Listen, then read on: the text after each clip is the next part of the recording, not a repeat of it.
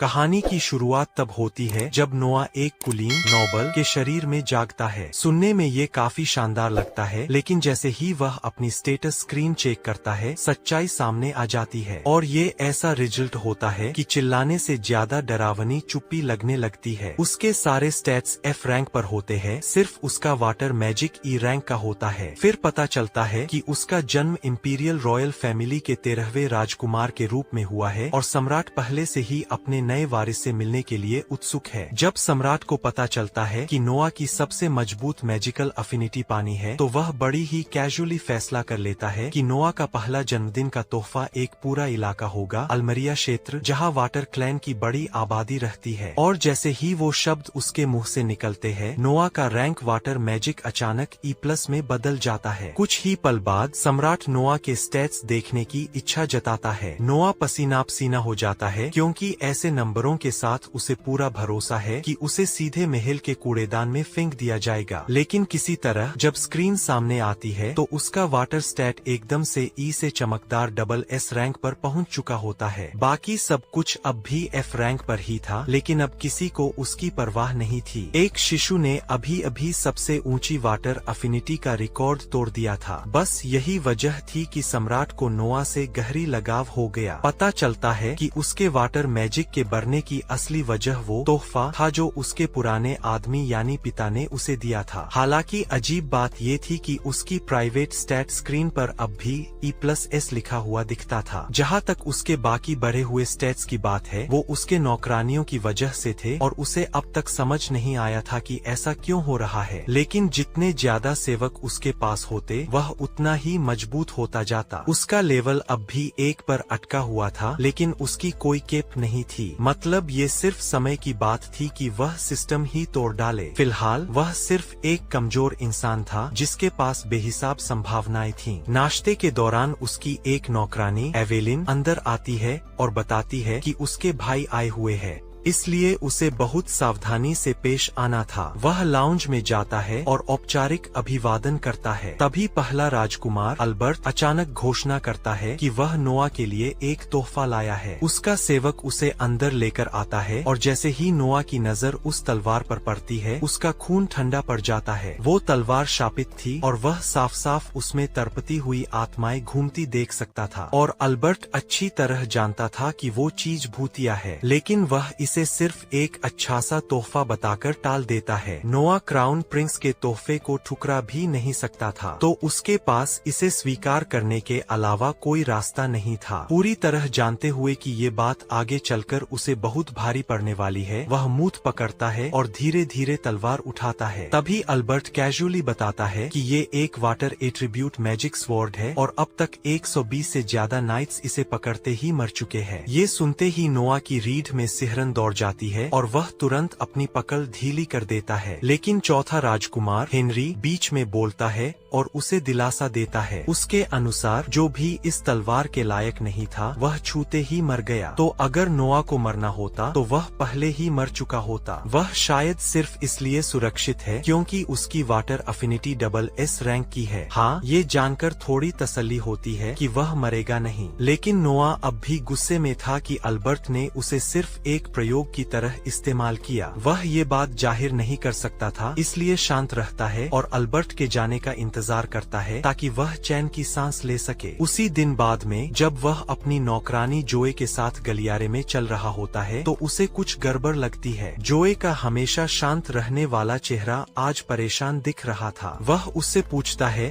कि क्या हुआ, लेकिन जोए टाल देती है और कहती है कि वह ठीक है और उसे परेशान नहीं करना चाहती। लेकिन नोआ को यकीन नहीं होता। वह सख्ती से उसे बोलने का आदेश देता है और आखिरकार जोए सच बता देती है। जोए बताती है कि उसे कुछ समय की छुट्टी चाहिए क्योंकि उसके परिवार में इमरजेंसी है। जब नोआ पूछता है कि कैसी इमरजेंसी, तो वह बताती है कि उसके गांव में बाढ़ आ गई थी और उसकी माँ का खेत पूरी तरह तबाह हो गया। अब उसकी माँ के पास खुद को सहारा देने का कोई जरिया नहीं बचा था। जोए पैसे कमाने के रास्ते ढूंढ रही थी और उसे बताया गया कि उसका एकमात्र विकल्प रेड लाइट डिस्ट्रिक्ट में काम करना है। वह छुट्टी के दौरान वही करने वाली थी, लेकिन नोआ उसी पल उसे रोक रोक देता है क्योंकि ऐसा होने देने का सवाल ही नहीं उठता। वह कहता है कि वह उसकी माँ को नौकरी देगा और संयोग से वह खुद भी एक रियर गेट क्लोजर ढूंढ रहा था और चूंकि जोए उसकी गारंटी दे रही है तो उसे महीने के 10 रैन मिलेंगे। जोए हैरानी से उसे देखती है और पूछती है कि क्या वह मजाक कर रहा है क्योंकि 10 रैन आम सैलरी से कहीं ज्यादा है और उसने कभी ऐसी नौकरी का नाम भी नहीं सुना। वो इसलिए क्योंकि नोआ ने ये नौकरी अभी अभी बना ली थी और इससे कोई फर्क नहीं पड़ता क्योंकि पैसा उसका है और वह उसे जैसे चाहे वैसे खर्च करेगा। वह ये भी बताता है कि शहर के बाहर उसके पास एक खाली घर है जहाँ वे बिना किराए के रह सकते हैं। जोए पहले दिन से उसके प्रति वफादार रही है इसलिए वह उसे किसी बार की वजह से ऐसी जिंदगी में धकेलने नहीं वाला। लेकिन उस आपदा की बात चल ही रही है तो एक और काम बाकी था। वह अपने बटलर डायलन को बुलाता है और सीधा आदेश देता है जितनी भी बाढ़ से प्रभावित जमीन मिल सके सब खरीद लो। डायलन और जोए दोनों हैरान रह जाते हैं लेकिन नोआ शांति से अपना तर्क समझाता है। ऐसे समय में हमेशा गिद्धों की तरह लोग निकल आते हैं, घोटालेबाज जो सब कुछ खो चुके बेबस लोगों का फायदा उठाने की फिराक में रहते हैं। तो वह चाहता है कि उन बदमाशों के अपने पंजे गाड़ने से पहले ही जमीन को सुरक्षित कर लिया जाए। डायलन यह सुनकर बिल्कुल हैरान रह जाता है। उसे यकीन नहीं होता कि एक 6 साल का बच्चा इतनी दूर तक सोच सकता है। नूह अपनी उम्र से कहीं ज्यादा समझदार है और डायलन को यह नहीं पता कि नूह का पिछला जीवन उसे ऐसे शोषण के बारे में बहुत कुछ सिखा चुका है। जाहिर है नूह यह सब खुलकर बता नहीं सकता इसलिए वह इसे सामान्य बात की तरह आगे बढ़ा देता है। डायलन पूरी तरह से उसकी मदद करने के लिए तैयार हो जाता है लेकिन एक बहुत बड़ी समस्या है खर्च। उसके अनुमान के मुताबिक पूरी जमीन खरीदने में करीब 7 लाख रियान लगेंगे। यह रकम सुनकर जोए लगभग चौंक जाती है और नूह भी समझ जाता है कि यह कोई छोटी रकम नहीं है। तुलना के लिए राजधानी में एक आम वयस्क इंसान साल में करीब 120 रेन कमाता है जो एक परिवार पालने, घर रखने और ठीक से खाने के लिए काफी होता है। नूह की जागीर आम लोगों से कहीं ज्यादा अमीर है लेकिन फिर भी उसके पास इस समय सिर्फ 5 लाख रेन ही है, यानी उसे अब भी 2 लाख रेन की कमी है। कोई और रास्ता न देखकर नूह फैसला करता है कि वह उसे उपहार में मिली जमीन बेच देगा, वह चोरों वाला इलाका जो सम्राट ने उसके जन्म के समय उसे दिया था। डायलन तुरंत इस विचार को खारिज कर देता है क्योंकि वह जमीन सीधे शाही परिवार से मिली है। बिना अनुमति उसे बेचना सिर्फ गलत ही नहीं बल्कि एक अपराध है। नूह को जोखिम का पूरा अंदाजा है और सजा का भी, फिर भी वह इसे करने के लिए तैयार है। अगर उसके पिता उसे सजा देना चाहते हैं तो वह बाद में झेल लेगा। अगली सुबह जब नूह और उसका स्टाफ आपदाग्रस्त इलाके के लिए रवाना होने की तैयारी कर रहे होते हैं तभी एक अनपेक्षित मेहमान आता है, चौथा राजकुमार हेनरी। अल्बर्ट के उलट जो सिरदर्द की तरह है, हेनरी वाकई एक अच्छा इंसान है। उसके साथ वक्त बिताने पर साफ समझ आता है कि वह सच में परवाह करता है। वह नूह का हालचाल पूछने और उस श्रापित तलवार के बारे में चेतावनी देने आया था। उस तलवार की अपनी इच्छा है, भले ही नूह श्राप से सुरक्षित हो लेकिन जब तक तलवार उसे अपना स्वामी न माने वह ठीक से काम नहीं करेगी। यह बात नूह के दिमाग में बैठ जाती है और वह हेनरी का शुक्रिया अदा करता है। कुछ ही देर बाद नूह दाऊ गांव के लिए निकल पड़ता है। वहां पहुंचकर हालात उसकी कल्पना से भी बदतर होते हैं। इसे सिर्फ बाढ़ का नुकसान कहना बहुत हल्का होगा। पूरा गांव ऐसे तबाह पड़ा है जैसे समुद्र के देवता और युद्ध के देवता यहाँ लड़कर चले गए हों। सिर्फ देखकर ही नूह समझ जाता है कि ज्यादातर लोगों के सरकारी दस्तावेज बाढ़ में बह गए होंगे। इसलिए वह डायलन को आदेश देता है कि वह तुरंत स्थानीय सरकारी दफ्तर जाकर जितनी हो सके उतनी रिकॉर्ड की प्रतियां इकट्ठा करे ताकि जमीन खरीदने की प्रक्रिया आसान हो सके। जब डायलन कागजी काम संभालता है, नूह खुद गांव का जायजा लेने निकल पड़ता है। जोए उसे रोकने की कोशिश करती है और कहती है कि यह काम किसी राजकुमार को शोभा नहीं देता, लेकिन नूह साफ कह देता है कि वह जा रहा है। उसे पसंद हो या न हो, या तो वह साथ चले या फिर गाड़ी में इंतजार करे। मजबूर होकर जोए उसके साथ चल पड़ती है और हालात वाकई उतने ही भयानक निकलते हैं जितने दिख रहे थे। पूरी फसल बर्बाद हो चुकी है, न खाने को कुछ है, न कमाई का कोई जरिया और बिना मदद के साल गुजारने की कोई उम्मीद नहीं। तभी गांव में एक घंटी बजती है और सारे लोग जो कभी टाउन स्क्वायर था वहां जमा होने लगते हैं। जोए समझ जाती है कि यह खाना बांटने का समय है। आमतौर पर साम्राज्य आपदाग्रस्त इलाकों में राहत भेजता है, इसलिए नूह को अच्छा लगता है कि कम से कम सिस्टम का यह हिस्सा काम कर रहा है। वह भीड़ में शामिल होकर खाना लेने जाता है, लेकिन जैसे ही वह एक कौर लेता है उसका सारा भरोसा टूट जाता है। खाना बेहद घटिया होता है। उसे लगता है कि इसके सामने भारतीय स्ट्रीट फूड भी शाही दावत लगे। शोरबा पानी जैसा और कड़वा है और सब्जियां आधी सड़ी हुई लगती है। एक ग्रामीण नूह की शिकायत सुन लेता है और उसे बस एक और पीड़ित समझकर कहता है कि खाना हमेशा ऐसा ही होता है। शिकायत करने पर भी कुछ नहीं बदलता। रसोइयों को न सफाई की परवाह है न स्वाद की। तभी एक जोरदार ऐलान होता है, निरीक्षण चल रहा है। नूह जोए से पूछता है और वह बताती है कि स्थानीय अधिकारी लॉर्ड गार्ल खाना जांचने आया है।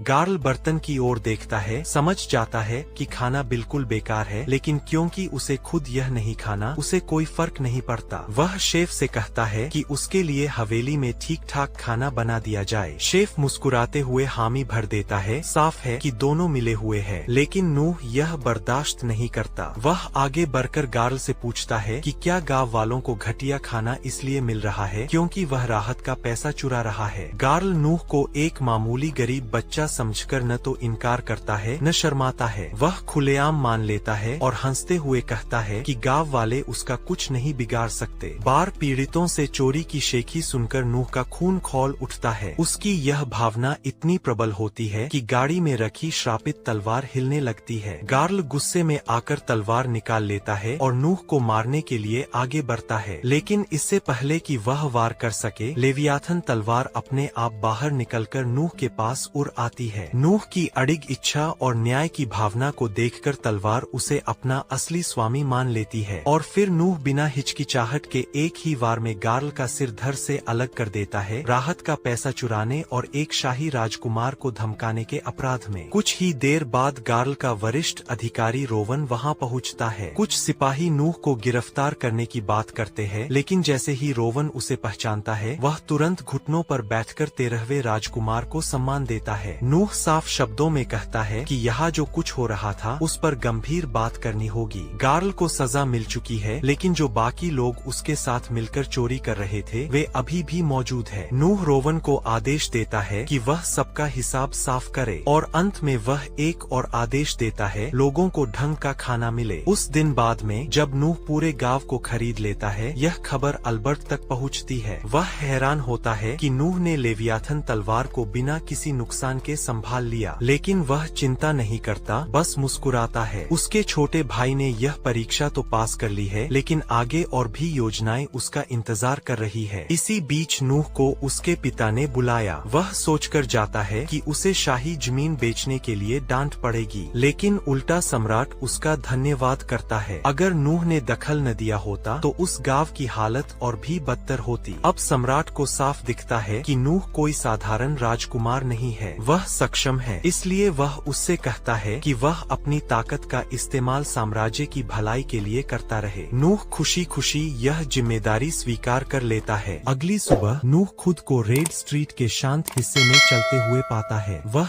एक छोटे से छिपे हुए डाइनर की ओर जा रहा होता है, जिसके बारे में ज्यादातर पर्यटक नहीं जानते। शहर में चर्चा है कि हाल ही में वहाँ एक खास स्ट्रीट परफॉर्मर ने काफी धूम मचा रखी है और नूह यह देखने के लिए उत्सुक है कि आखिर इतनी चर्चा क्यों हो रही है। अंदर जाकर वह एक शांत जगह चुनता है और वहां बैठ जाता है, अपनी मौजूदगी को ज्यादा जाहिर किए बिना, और यूं ही कमरे पर नजर घुमाने लगता है। उसी पल गुलाबी बालों वाली एक लड़की आगे बढ़ती है और गाना शुरू करती है। उसकी आवाज डाइनर में हवा के झोंके की तरह फैल जाती है। तभी नूह उसे तुरंत पहचान लेता है। वह एलिस है, वही स्ट्रीट परफॉर्मर जिसके बारे में उसने सुना था। ध्यान से सुनते हुए नूह समझ जाता है कि उसकी आवाज बिल्कुल भी बुरी नहीं है, लेकिन संगीत का विशेषज्ञ न होने के बावजूद वह यह भी महसूस कर सकता है कि उसकी तकनीक अभी काफी कच्ची है। प्रतिभा तो है, इसमें शक नहीं, लेकिन उसे अभी लंबा रास्ता तय करना है। फिर भी एक बात बिल्कुल साफ है, वह पूरी ताकत से गा रही है। हर सुर में, हर पंक्ति में वह अपना दिल झोंक देती है। वह यह सिर्फ शौक के लिए नहीं कर रही, वह आगे बढ़ना चाहती है। अपने पास जो थोड़ा सा है उसी के सहारे जिंदा रहने की कोशिश कर रही है। अचानक डाइनर डाइनर का माहौल पूरी तरह बदल जाता है जब 3 खुरदरे से दिखने वाले आदमी दरवाजा तोड़ते हुए अंदर घुस आते हैं। वे जोर जोर से चिल्लाने लगते हैं और पल भर में सारी नजरें उन्हीं पर टिक जाती है। जैसे ही उनकी नजर एलिस पर पड़ती है वे उस पर चिल्लाने लगते हैं और पूछते हैं कि वह गाना गाकर समय क्यों बर्बाद कर रही है, बजाय इसके कि अपने माता पिता के कर्ज को चुकाने का कोई असली तरीका ढूंढे। उनकी बातों पर एलिस पीछे सिमट जाती है। साफ दिखता है कि वह बुरी तरह डर गई है, जबकि वे लोग उसके और करीब आ जाते हैं। उसकी आवाज कांपने लगती है जब वह बताती है कि उसके पास अभी पैसे नहीं है, लेकिन वह कसम खाती है कि वह पूरी कोशिश कर रही है। उसके पास देने के लिए सच में कुछ भी नहीं है। वे लोग आपस में गंदी मुस्कानें बांटते हैं और इस बात पर घिनौने सुझाव देने लगते हैं कि उसके जैसी लड़की और किन तरीकों से भुगतान कर सकती है।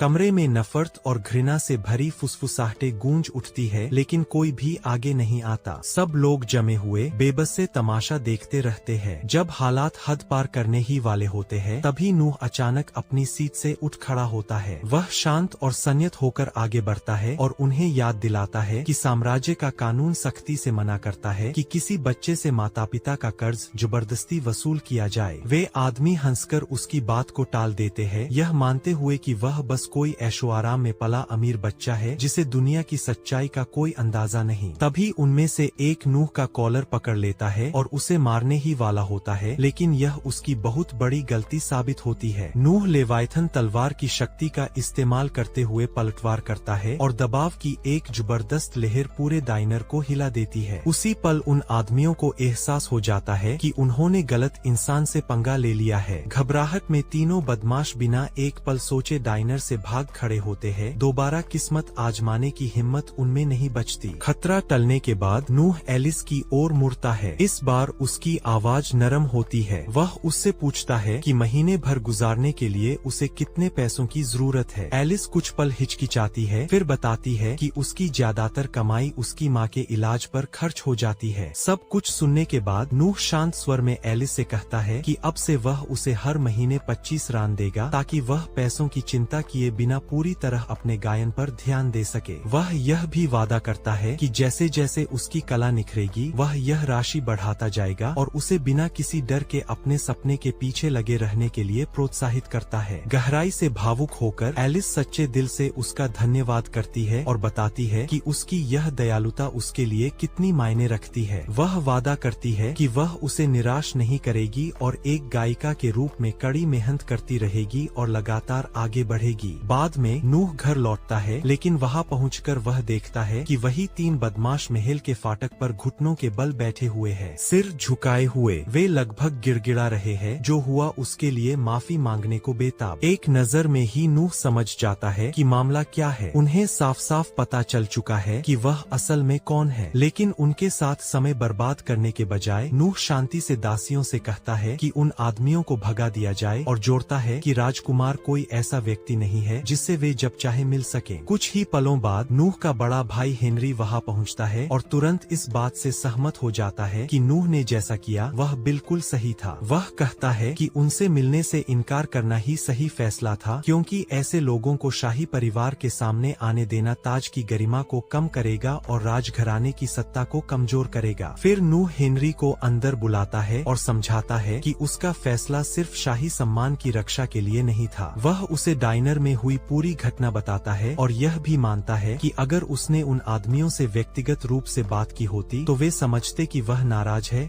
और उससे बचने लगते, और अगर वही डर उन्हें एलिस से दूर रखता है तो यही नतीजा वह चाहता है। हेनरी ध्यान से सब सुनता है और सचमुच प्रभावित हो जाता है। इतनी कम उम्र में नूह पहले से ही कई कदम आगे सोच रहा था। वह यह भी मानता है कि उनके ज्यादातर भाई जो उम्र में नूह के आसपास ही है इतनी दूरदर्शिता नहीं दिखा पाते, और यह एहसास उसे नूह पर और भी ज्यादा गर्व महसूस कराता है। इसके बाद हेनरी लेवाइथन तलवार का जिक्र करता है और पूछता है कि क्या अफवाहें सच है, क्या नूह ने सचमुच उस पर पूरी तरह महारत हासिल कर ली है। नूह इसकी पुष्टि करता है कि यह सच है और कहता है कि वह यह सब सिर्फ इसलिए कर पाया क्योंकि पहले हेनरी ने उसे सही सलाह दी थी, और इसे दिखाने के लिए वह बिल्कुल सहजता से लेवाइथन तलवार को अपने सामने बुला लेता है, मानो वह हवा में से अचानक प्रकट हो गई हो। हेनरी अविश्वास से उसे घूरता रह जाता है, क्योंकि उसे तो यह भी नहीं पता था कि लेवाइथन तलवार ऐसा कुछ कर सकती है। नूह समझाता है कि वह तलवार वास्तव में कहीं से प्रकट नहीं हुई थी, वह पूरे समय उसकी आस्तीन के नीचे छिपी हुई थी, संकुचित और निष्क्रिय, और उसके आदेश पर ही फैलकर सामने आई थी। उस तलवार की अपनी एक इच्छा शक्ति थी और उसी ने नूह को यह क्षमता इस्तेमाल करना सिखाया था। हेनरी मान लेता है कि उसे जरा भी अंदाजा नहीं था कि ऐसा कुछ संभव भी है, और वह नूह की खुद से यह सब खोज निकालने के लिए उसकी तारीफ करता है। इसके बाद महल की दीवारों के बाहर वही पहले वाले 3 आदमी अब भी आसपास मंडरा रहे होते हैं, साफ तौर पर नूह से दोबारा सामना करने का मौका ढूंढ रहे होते हैं। जैसे ही उनमें से एक नूह को आते देखता है, वह अचानक उस पर झपट पड़ता है, लेकिन नूह जरा भी नहीं हिलता। शांत भाव के साथ वह लेवाइथन तलवार की शक्ति का बस एक छोटा सा अंश छोड़ता है। दबाव में बदलाव तुरंत होता है और वह आदमी शुद्ध आतंक में पीछे हट जाता है और वहीं गिरकर माफी मांगने लगता है। पूरे दृश्य को अपनी आंखों के सामने घटते देख हेनरी उलझन भरी नजर से नूह की ओर मुड़ता है और पूछता है कि उसने अभी क्या किया। नूह लापरवाही से जवाब देता है कि उसने बस तलवार की आभा का थोड़ा सा इस्तेमाल करके उन्हें डराया था। उसी शाम नूह को एक शाही बॉल में शामिल होने का निमंत्रण मिलता है। जैसे ही वह भव्य हॉल में कदम रखता है, सारी निगाहें उसी पर टिक जाती है और उसके प्रवेश करते ही पूरा हॉल तालियों की गड़गड़ाहट से गूंज उठता है। उसके पास खड़ा एक कुलीन व्यक्ति, जिसका नाम राइडोक है, नूह की कमर से बंधी वस्तु को देखता है और उसकी ओर इशारा करता है। नूह पुष्टि करता है कि वह बिल्कुल वही है जैसा दिख रहा है, लेवाइथन तलवार जो स्वयं क्राउन प्रिंस ने उसे उपहार में दी थी। जैसे ही ये शब्द उसके मुंह से निकलते हैं, पूरा हॉल स्तब्ध खामोशी में डूब जाता है और उसके बाद सामूहिक रूप से हैरानी की सांसें भर उठती है। वहाँ मौजूद हर कोई लेवाइथन को राज्य की सबसे महान धरोहरों में से एक के रूप में जानता है, एक ऐसा हथियार जो इतना शक्तिशाली है कि अनुभवी योद्धा भी उससे डरते हैं कि वह यह अफवाह है कि उसे नियंत्रित करना बेहद कठिन है। एक संदेहशील मेहमान बोल उठता है और कहता है कि यह तलवार जरूर नकली होगी, शायद सिर्फ एक रस्मी प्रतिकृति। एक शब्द भी कहे बिना नूह उसकी शक्ति की एक हल्की सी लहर हवा में छोड़ देता है। असर तुरंत होता है। एक भारी दबाव पूरे हॉल पर टूट पड़ता है, जिससे कई मेहमान डर के मारे पीछे सिमट जाते हैं। जैसे ही नूह उस ऊर्जा को वापस खींच लेता है, कमरा एक बार फिर स्तब्ध खामोशी में डूब जाता है और उसके बाद कोई भी सवाल नहीं उठाता। अब यह साफ हो जाता है कि हथियार असली है, और उससे भी ज्यादा चौंकाने वाली बात यह है कि नूह का उस पर पूरा नियंत्रण है। बाकी रात भर एक एक करके कुलीन लोग उसके सामने आने के लिए कतार लगाने लगते हैं। हर कोई उस पर अच्छा प्रभाव छोड़ने की उम्मीद करता है। वे सावधानी भरे शब्दों और सम्मानजनक हावभाव के साथ उसका अभिवादन करते हैं और हर कोई यही कहता है कि उसके सामने खड़ा होना ही उनके लिए सम्मान की बात है। नूह हर परिचय को शालीनता से सुनता है और हर मेहमान को विनम्रता से उत्तर देता है। आखिरकार अगली जोड़ी आगे आती है, शक्तिशाली एलन कंपनी के प्रमुख बायरन एलन और उनकी बेटी सिंडी। नूह उन्हें पास आते हुए ध्यान से देखता है और बस कुछ ही पलों में वह कुछ असामान्य बात पकड़ लेता है। उसे तुरंत समझ आ जाता है कि सिंडी बायरन की जैविक बेटी नहीं है, वह गोद ली गई है। और इससे भी आगे नूह को यह भी साफ दिख जाता है कि सिंडी कभी एक दासी गुलाम रह चुकी है। इसका संकेत उसकी आंखों में छिपा होता है। वह सतर्क संभली हुई नजर जो लगातार कमरे पर निगाह रखती है, जैसे भीतर ही भीतर खुद को किसी भी पल के लिए तैयार रखे। यह एक ऐसी नजर है जिसे नूह अच्छी तरह जानता है। यह उस इंसान की नजर है जिसने जंजीरों में जिंदगी गुजारी हो और जिसने कभी अपनी पीठ पीछे देखना बंद न किया हो। बायरन स्तब्ध रह जाता है कि नूह ने सिर्फ उसे देखकर यह सब समझ लिया। हैरान होकर वह एक घुटने पर बैठ जाता है और सब कुछ स्वीकार कर लेता है। वह बताता है कि सिंडी मूल रूप से एक दासी थी जिसे उसने खरीदा था, लेकिन उसकी तेज बुद्धि और समझदारी देखकर उसने उसे अपनी बेटी के रूप में गोद लेने का फैसला किया। यह सुनकर नूह के चेहरे पर एक सच्ची मुस्कान आ जाती है। उसे हमेशा ऐसी कहानियां पसंद थीं जहां किसी की जिंदगी बेहतर मोड़ ले लेती है। भावुक होकर नूह बायरन और सिंडी दोनों को जल्द ही अपने एस्टेट पर आने का निमंत्रण देता है और कहता है कि वह सिंडी के अतीत के बारे में विस्तार से और सुनना चाहेगा। बायरन सम्मानपूर्वक झुकता है और सहमति जताता है, यह कहते हुए कि यह उसके लिए सौभाग्य की बात होगी। विदा लेने के बाद दोनों शालीनता से पार्टी से अलग हो जाते हैं। अगले दिन नूह यूं ही शहर में टहल रहा होता है।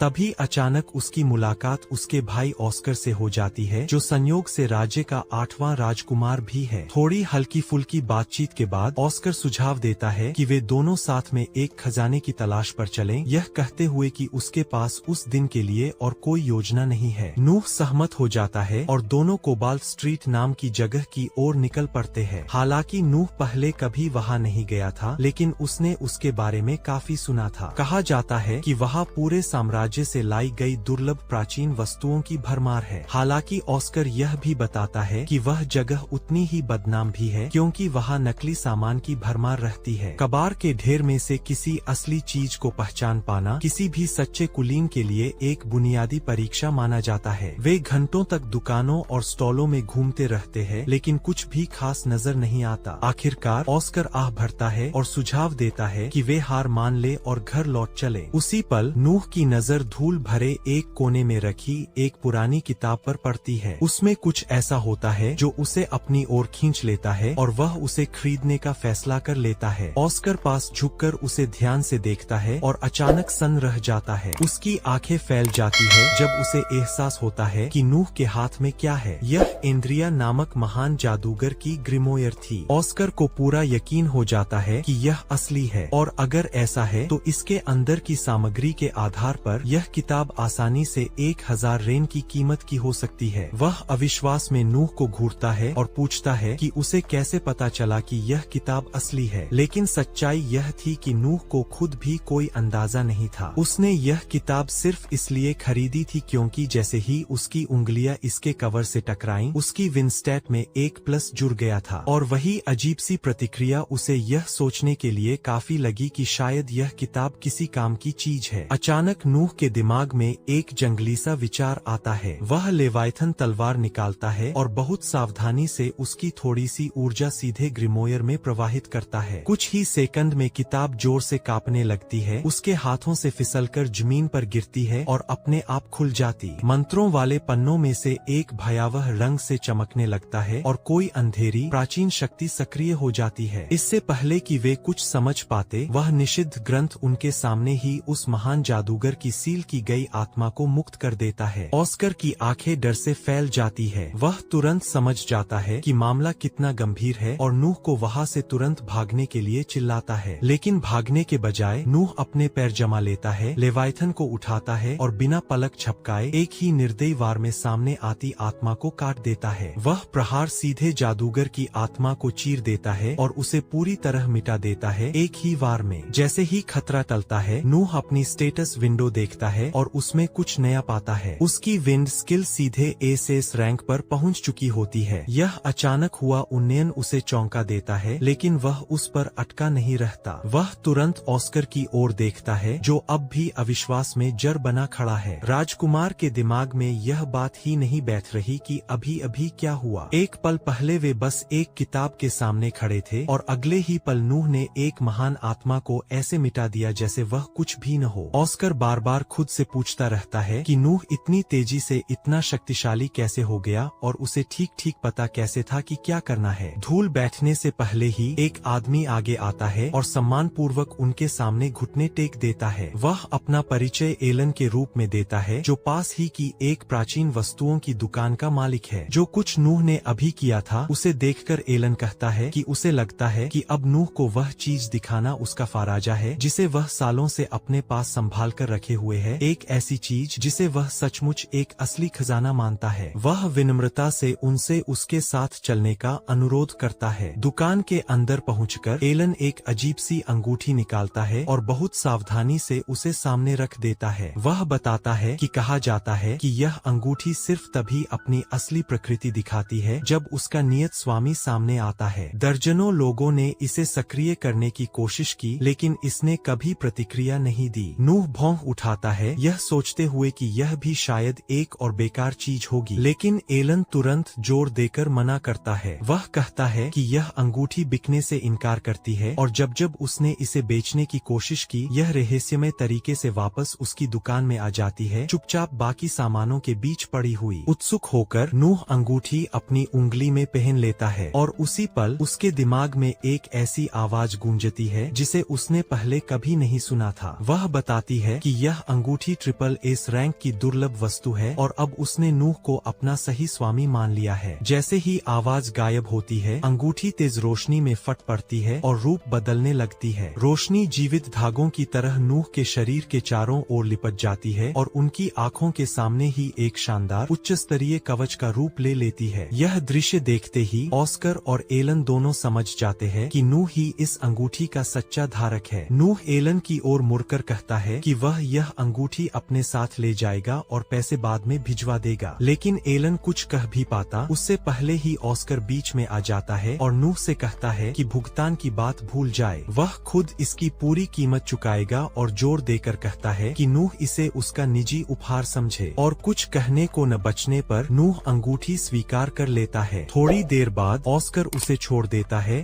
और विदा लेता है, लेकिन जैसे ही नूह दरवाजे के अंदर जाने वाला होता है, वही डाइनर वाला खुरदरा आदमी अचानक तलवार लेकर उस पर झपट पड़ता है। ब्लेड पास भी आने नहीं पाता कि अंगूठी उसके हत्यारे इरादे को भांप लेती है और तुरंत सक्रिय हो जाती है। एक ढाल छोड़ती है जो वार को पूरी तरह रोक लेती है। गाड़ी का चालक एक पल की भी देरी नहीं करता और हमलावर को जमीन पर पटककर जकड़ लेता है। ऑस्कर यह सब देखता है और स्तब्ध रह जाता है, सिर्फ अंगूठी की तेज प्रतिक्रिया से नहीं बल्कि इस बात से कि नूह ने इसे कितनी सहजता से संभाला। जिस तरह ढाल बिना हिचक सक्रिय हुई, उससे साफ हो जाता है कि नूह पहले से ही उसकी शक्ति के साथ तालमेल बिठा चुका है। उसी रात नूह फिर से डाइनर जाता है ताकि एलिस को गाते हुए देख सके। जैसे ही वह गा रही होती है, दो नशे में धुत आदमी अचानक मंच पर चढ़ आते हैं, उसे धक्का देते हैं और उस पर चिल्लाने लगते हैं। एक पल में नूह उनके बीच प्रकट होता है और आगे बढ़कर उन्हें रोकता है। लेवाइथन तलवार के एक ही वार से वह दोनों बेवकूफों को दरवाजों के पार उड़ा देता है। वे शर्म से आधे उतरे पैंट संभालते हुए भाग खड़े होते हैं। मामला शांत होने के बाद नूह मालिक के पास जाता है और उससे कहता है कि ऐसे कचरे को दोबारा अंदर न आने दे। मालिक थकी हुई सांस छोड़ता है और उदासी से कहता है कि ऐसे शराबी ही इस जगह को जिंदा रखे हुए है। नूह बात समझ जाता है और बिना एक पल सोचे पूरे डाइनर को 1000 रेन में खरीदने की पेशकश कर देता है। मालिक अविश्वास में जड़ हो जाता है, फिर कृतज्ञता से सिर हिला देता है, भावनाओं से भरकर। कुछ ही देर बाद एलिस उसके पास आती है। उसकी आवाज धीमी और अनिश्चित होती है और वह कहती है कि उसे समझ नहीं आता कि उसने उसके लिए जो कुछ किया है उसका बदला वह कैसे चुकाए। लेकिन नूह नरमी से उसे बताता है कि वह उस पर कुछ भी नहीं चुकाती। वह बस यही चाहता है कि वह गाती रहे, अपने सपने के पीछे भागती रहे और उसमें अपना पूरा दिल डाल दे। उसकी आंखें भर आती है और एक गर्मजोशी भरी दिल से निकली मुस्कान के साथ वह सिर हिला देती है। नूह फिर अपनी सीट पर लौट जाता है और बाकी रात शांति से बिताता है, उसकी आवाज की मुलायम चमक में डूबा हुआ जो पूरे कमरे को भर देती है। यहीं इस एपिसोड का अंत होता है। अचानक उसे खबर मिलती है कि हलजॉय के प्रभारी जनरल मार्ले, जिन्हें मृत समझा जा रहा था, उससे मिलने आ गए हैं। हलजॉय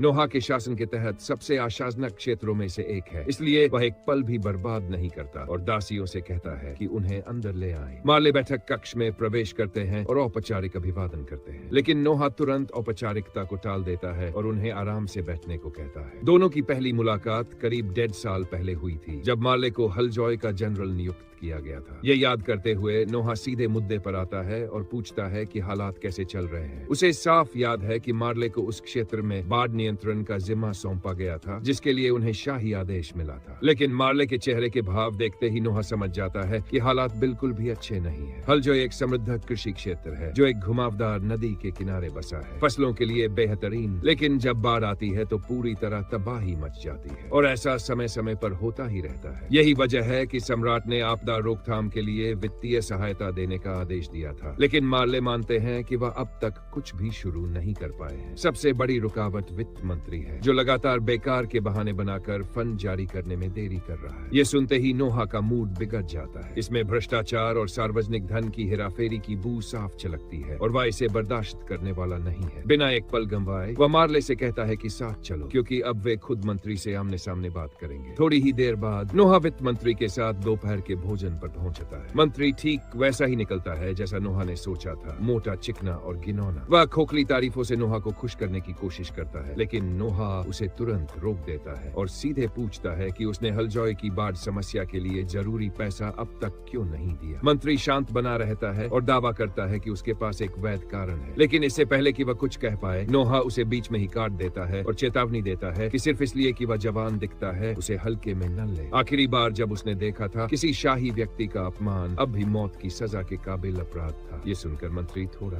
घबरा जाता है। जल्दी जल्दी वह समझाने लगता है कि पिछले साल की बाढ़ के बाद सम्राट ने दयालुता दिखाते हुए पूरे हलजॉय को कर माफी दी थी, इसलिए उसने सोचा कि जो पैसा टैक्स में बचा है उसी से इस साल की बाढ़ की समस्या निपटा ली जाएगी। नोहा उसे ऐसे घूरता है जैसे वह पागल हो गया हो। ये पिछले 6 सालों में इस दुनिया में रहने के दौरान सुनी गई सबसे बेवकूफी भरी दलील थी। नोहा साफ साफ पूछता है कि क्या वह उसे बेवकूफ समझ रहा है। कर माफी इसलिए दी गई थी क्योंकि हलजॉय की हालत इतनी खराब थी कि वह टैक्स भरने की स्थिति में ही नहीं था। ऐसे में यह कहना कि अब उनके पास अतिरिक्त पैसा पड़ा है नोहा की बुद्धि का खुला अपमान था। मंत्री तुरंत समझ जाता है कि वह हरे दलदल में फंस चुका है। घबरा कर वह एक और बहाना खोजने लगता है। तभी वह बक देता है कि वह बाढ़ के लिए पैसा इसलिए नहीं दे सकता क्योंकि उसे वह सम्राट के लिए चाहिए। उसे लगता है कि सम्राट का नाम लेकर वह नोहा को चुप करा देगा। उसका बहाना यह होता है कि सम्राट बूढ़े हो रहे हैं और आराम करने के लिए एक शाही विला बनवाना चाहते हैं। ये नोहा के सब्र की आखिरी हद थी। वह मंत्री को घूरते हुए कहता है कि उसने अभी अभी एक गंभीर अपराध किया है। न सिर्फ उसने सम्राट को बूढ़ा कहने की हिम्मत की, बल्कि सम्राट के नाम का इस्तेमाल गबन को सही ठहराने के लिए भी किया। और सबसे बुरी बात यह कि उसका तर्क कुछ यूं था, इलाका डूब रहा है लेकिन हमें एक शानदार घर बनाना है। यह नोहा ने आज तक सुनी सबसे मूर्खतापूर्ण बात थी। मंत्री तुरंत घुटनों के बल गिर जाता है और जान बख्शने की भीख मांगने लगता है क्योंकि उसे अच्छी तरह पता है कि उसने अपनी सारी हदें पार कर ली है। लेकिन नोहा साफ कह देता है कि अगर वह नहीं चाहता कि ये सारी बात सम्राट तक पहुंचे तो उसे तुरंत पैसा निकालना होगा। मंत्री घबराहट में भाग जाता है, अपनी गलती सुधारने के लिए बेताब, इससे पहले कि उसकी जान चली जाए। ये झंझट निपटने के बाद मार्ले आखिरकार राहत की सांस लेते हैं और बीच में दखल देने के लिए नोहा का धन्यवाद करते हैं। साथ ही वह इस सिरदर्द में नोहा को घसीटने के लिए माफी भी मांगते हैं। लेकिन वह ये भी मानता है कि वह वित्त मंत्री से अकेले कभी नहीं निपट पाता। जैसे ही नोहा वापस जाने की तैयारी करता है, अचानक एक दूत दौड़ता हुआ अंदर आता है और खबर देता है सम्राट ने उससे मिलने का अनुरोध किया है। नोहा चौंक जाता है क्योंकि उसके पिता यूं अचानक उसे बुलाते नहीं है, इसलिए जो भी बात है वह जरूर गंभीर होगी। एक पल भी बर्बाद किए बिना वह शाही महल की ओर रवाना हो जाता है। वहां पहुंचकर नोहा अपने पिता का अभिवादन करता है, लेकिन सम्राट कहता है कि इतनी औपचारिकता की जरूरत नहीं है। सबसे पहले वह वित्त मंत्री से निपटने के तरीके के लिए नोहा को बधाई देता है। नोहा थोड़ा हैरान होता है कि सम्राट को इतनी जल्दी बस कुछ ही पलों में हुई घटना की जानकारी कैसे मिल गई। फिर उसे याद आता है कि जान ही शक्ति है और जब आप सम्राट होते हैं तो आपका सूचना तंत्र बेजोड़ होता है। नोहा विनम्रता से प्रशंसा स्वीकार करता है, लेकिन कहता है कि उसने बस वही किया जो उसे सही लगा। फिर भी सम्राट साफ तौर पर प्रभावित है। वह नोहा से कहता है कि एक 6 साल के बच्चे का इतनी आसानी से छल को पहचान लेना कोई छोटी बात नहीं है। और ऊपर से उसने ये भी सुना है कि नोहा ने इतनी कम समय में लेवायथन की शक्ति पर काबू पा लिया जो और भी ज्यादा प्रभावशाली है, खासकर ये देखते हुए कि उस तलवार का जादू कितना खतरनाक और अंधकार में है। नोहा अच्छी तरह जानता है कि लेवायथन कितनी खतरनाक है, क्योंकि अगर पार्टी में उसने समय पर दखल न दिया होता तो वह तलवार बिना हिचकिचाए वहां मौजूद हर एक व्यक्ति को मिटा देती। लेकिन इतनी पागलपन भरी ताकत होने के बावजूद नोहा ने अभी तक सही मायने में तलवार चलाना नहीं सीखा है। इसी वजह से सम्राट ने उसके लिए एक निजी प्रशिक्षक नियुक्त करने का फैसला किया और वह कोई साधारण व्यक्ति नहीं है। यह है डेमियन नोबल, साम्राज्य का अपराजित चैंपियन और जीवित सबसे महान तलवारबाज। सम्राट चाहता है कि नोहा उससे जितना हो सके उतना सीखे और नोहा इस व्यवस्था से सहमत हो जाता है। लेकिन औपचारिक प्रशिक्षण शुरू होने से पहले डेमियन सुझाव देता है कि वे पहले एक छोटी सी दोस्ताना द्वंद्व युद्ध कर ले। सम्राट भौहें चढ़ाता है, यह सोचकर कि यह थोड़ा अनुचित है क्योंकि नोहा जी का प्रशिक्षण नहीं लिया। लेकिन डेमियन उसे आश्वस्त करता है कि ये बस नोहा की कच्ची क्षमता को परखने के लिए एक हल्का सा परीक्षण है। आखिरकार सम्राट अनुमति दे देता है तो डेमियन अपनी तलवार उठाता है और नोहा से कहता है कि वह जैसे चाहे वैसे हमला करे। बिना किसी झिझक के नोहा लेवायथन को पकड़ता है और सीधा आगे बढ़कर हमला कर देता है। जैसे ही लड़ाई शुरू होती है, नोहा अचानक महसूस करता है कि लेवायथन के पिछले धारक की प्रवृत्तियां और युद्ध अनुभव उसके भीतर उमड़ने लगते हैं। हर गुजरते पल के साथ उसकी तलवारबाजी और तेज होती जाती है। वार पर वार करते हुए वह डटा रहता है और जल्द ही वह और डेमियन शुद्ध शक्ति के टकराव में तलवारें भिड़ा लेते हैं। ठीक उसी पल जब डेमियन को लगता है कि उसने बढ़त बना ली है, नोहा बिल्कुल सटीकता के साथ अपनी तलवार ऊपर की ओर छटका देता है और पल भर में साम्राज्य के सबसे महान योद्धा को निहत्था कर देता है। डेमियन और सम्राट दोनों स्तब्ध रह जाते हैं क्योंकि नोहा पहले ही तलवार गुरु के स्तर तक पहुंच चुका है और अब उसे सिखाने के लिए किसी के पास कुछ भी नहीं बचा है। सम्राट निशब्द खड़ा रहता है, अपने 6 साल के बेटे को असली मुकाबले में एक किंवदंती को गिराते हुए देखता हुआ। फिर भी वह गर्व की एक लहर महसूस किए बिना नहीं रह पाता। इतनी अविश्वसनीय उपलब्धि के इनाम के तौर पर वह नोहा को इस साल की नाइट सिलेक्शन परीक्षा का मुख्य निर्णायक बनने का प्रस्ताव देता है और नोहा इस जिम्मेदारी को पाकर सचमुच सम्मानित महसूस करता है। नाइट सिलेक्शन एक विशाल वार्षिक टूर्नामेंट है जहां दुनिया भर से योद्धा अपनी ताकत साबित करने के लिए इकट्ठा होते हैं। साम्राज्य के भीतर सैन्य शक्ति ही सब कुछ है। क्षेत्रीय क्वालिफायर से चुने गए शीर्ष योद्धा अंतिम मुकाबले के लिए राजधानी में मिलते हैं और जो जीतता है उसे नाइट की उपाधि मिलती है। एक बार आधिकारिक तौर पर नाइट बन जाने के बाद उनका पहला मिशन सीधे मुख्य निर्णायक के अधीन सेवा करना होता है और चूंकि नोहा की शक्ति तब बढ़ती है जब उसे कोई कुशल अधीनस्थ मिलता है, वह ये देखने के लिए बेहद उत्सुक है कि ये सब कैसे आगे बढ़ता है। टूर्नामेंट आमतौर पर या तो राउंड रॉबिन या सिंगल एलिमिनेशन फॉर्मेट में होता है, लेकिन इस साल नोहा के पास एक अलग ही योजना है। वह सम्राट से अनुरोध करता है कि क्षेत्रीय क्वालिफायर पूरी तरह हटा दिए जाएं और पूरा टूर्नामेंट राजधानी में ही आयोजित किया जाए, क्योंकि वह हर एक लड़ाई अपनी आंखों से देखना चाहता है और वह किसी भी प्रतिभाशाली उम्मीदवार को सिर्फ इसलिए बाहर होते नहीं देखना चाहता कि वह वहां मौजूद नहीं था। उन्हें रोकने के लिए सम्राट उसे पूरी अनुमति दे देता है और कहता है कि वह इसे जैसे चाहे वैसे चला सकता है और इसके साथ ही नोहा अपनी नई योजना को अमल में लाने के लिए तुरंत काम में जुट जाता है। अपने निवास पर लौटकर नोहा यूं ही जोए से पूछता है कि क्या उसके गांव से कभी नाइट सिलेक्शन परीक्षा में कोई हिस्सा लेता है। वह बताती है कि लेते तो हैं, लेकिन आमतौर पर सिर्फ एक ही व्यक्ति, और वह भी सिर्फ इस उम्मीद में कि शायद कोई गांव का नाम रोशन कर दे। नोहा उसे बताता है कि उसने क्षेत्रीय प्रारंभिक चरणों को पूरी तरह खत्म करने का फैसला किया है, जिसका मतलब है कि उसका गांव जितने चाहे उतने लोगों को भेज सकता है। ये सुनकर जोए खुश तो होती है, लेकिन कहती है कि फिर भी एक बड़ी समस्या है। उनके गांव से सिर्फ एक उम्मीदवार भेजने की वजह सिर्फ संभावनाएं नहीं है, बल्कि पैसा भी है। राजधानी तक यात्रा करने और परीक्षा की पूरी अवधि के दौरान वहां रहने का खर्च वे उठा ही नहीं सकते। पूरे गांव को हर एक सिक्का जोड़कर सिर्फ उस एक व्यक्ति को भेजना पड़ता है। इसलिए और लोगों को भेजने का विचार ही व्यवहारिक नहीं है। नोआ को यह बिल्कुल पसंद नहीं है कि पैसों की वजह से किसी संभावित प्रतिभा को बर्बाद होना पड़े। इसलिए वह उसी पल फैसला करता है कि इस साल सभी उम्मीदवारों के यात्रा और रहने का खर्च वह खुद उठाएगा। ये निस्संदेह एक बहुत उदार कदम है, लेकिन साथ ही बेहद महंगा भी। राजधानी में इतने लोगों को ठहराना आमतौर पर पागलपन भरी महंगाई वाला काम होता और इतनी बड़ी रकम यूं ही उड़ाने का कोई तरीका नहीं है। लेकिन नोआ के पास पहले से एक योजना है। वह कहता है कि वह आसपास की सभी खाली इमारतें खरीद लेगा और उन्हें उम्मीदवारों को ठहराने के लिए इस्तेमाल करेगा, और अगर फिर भी जगह कम पड़ी तो वह शुरुआत से एक हॉस्टल बनवाएगा। इस तरह टूर्नामेंट खत्म होने के बाद भी जो पैसा खर्च होगा वह बेकार नहीं जाएगा। जहां तक खाने की बात है, वह अपने सभी व्यापारी संपर्कों से बात करेगा और सबसे अच्छा सौदा तय करेगा। आखिरकार नोआ बायरन को बुलाता है और पूरे ऑपरेशन का खर्चा निकालने को कहता है। लेकिन जब बायरन उसे आंकड़ा बताता है तो नोआ तुरंत चौंक जाता है, क्योंकि कीमत बहुत ही कम होती है। इतनी रकम में बायरन को कोई मुनाफा होने वाला ही नहीं था। लेकिन बायरन इसे टालते हुए कहता है कि कोई बात नहीं, वह बस राजकुमार का समर्थन करना चाहता है। नोआ इस बात पर यकीन नहीं करता, क्योंकि वह अच्छी तरह जानता है कि व्यापारी कभी कुछ मुफ्त में नहीं देते जब तक उसमें उनका फायदा न हो। इसलिए वह बायरन को सीधे टोकता है और कहता है कि नाटक बंद करे और साफ साफ बताए कि बदले में वह क्या चाहता है। बायरन इस बात से सच में प्रभावित हो जाता है कि नोआ की उम्र का एक बच्चा भी कारोबार की सच्चाई समझता है। अब जब नकाब उतर ही गया है तो वह मान लेता है कि वह चाहता है कि अगली कासल स्टाफ चयन प्रक्रिया में नोआ थोड़ी सिफारिश कर दे, बस इतनी कि बायरन के किसी आदमी को नौकरी मिल जाए। इस तरह अगर कभी किले के भीतर कोई अहम बात होती है तो बायरन सबसे पहले जान सके। नोआ इस सौदे के लिए तैयार हो जाता है और ये दिखाने के लिए कि वह गंभीर है, बायरन शपथ लेता है कि वह पूरे शाही परिवार में से सिर्फ नोआ के प्रति ही वफादार रहेगा। बायरन को अधीनस्थ बनाने से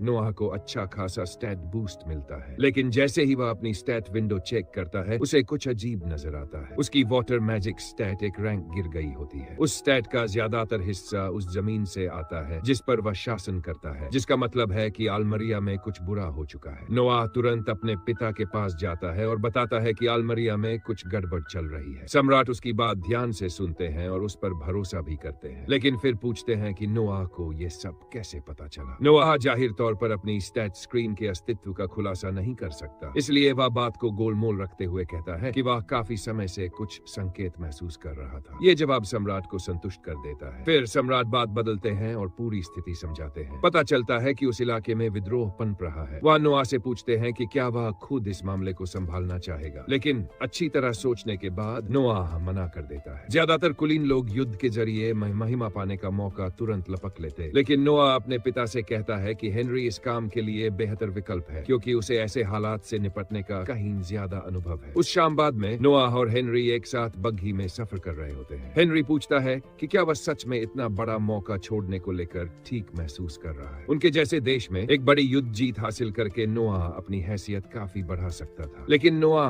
उसे सच बताता है। उसे नहीं लगता कि वह अभी इतना मजबूत है कि सेना का नेतृत्व करके युद्ध में उतर सके, और मान लो वह किसी तरह बच भी जाए तो भी अच्छे सैनिकों की जान जाने की पूरी संभावना है, और सिर्फ एक खिताब के लिए वह ऐसा जोखिम उठाने को तैयार नहीं है। अचानक लेवायतन आसपास शत्रुतापूर्ण इरादे की चेतावनी भेजता है। नोआ तुरंत सारथी को बग्घी रोकने के लिए कहता है। उसे पूरा यकीन हो जाता है कि ये विद्रोहियों का एक समूह है जो उसकी हत्या करने आया है, और क्योंकि निशाना वही है, वह हेनरी से जितना हो सके उतना फासला बनाने के लिए बग्घी से कूदकर दौड़ पड़ता है। तभी जमीन से पानी की 4 विशाल धाराएं फूटती है और उसकी ओर एक साथ बढ़ती है, लेकिन नोआह पहले से ही अपनी शील्ड खड़ी कर चुका होता है और बिना खरोंच आए हमले को रोक लेता है। विद्रोही फिर उसे खत्म करने के लिए झपटते हैं, लेकिन वे उसकी क्षमता का अंदाजा ही नहीं लगा पाते। नोआह उन्हें कुछ ही सेकंड में एक एक करके ढेर कर देता है। उसकी तकनीक बेहद निखरी हुई, उसकी गति बहुत तेज। हेनरी पूरा नजारा देखकर हैरान रह जाता है कि नोआह ने कितनी आसानी से उन्हें संभाल लिया। बस एक ही कमी रह जाती है, वे किसी से पूछताछ नहीं कर पाए। अगर एक को भी जिंदा पकड़ लेते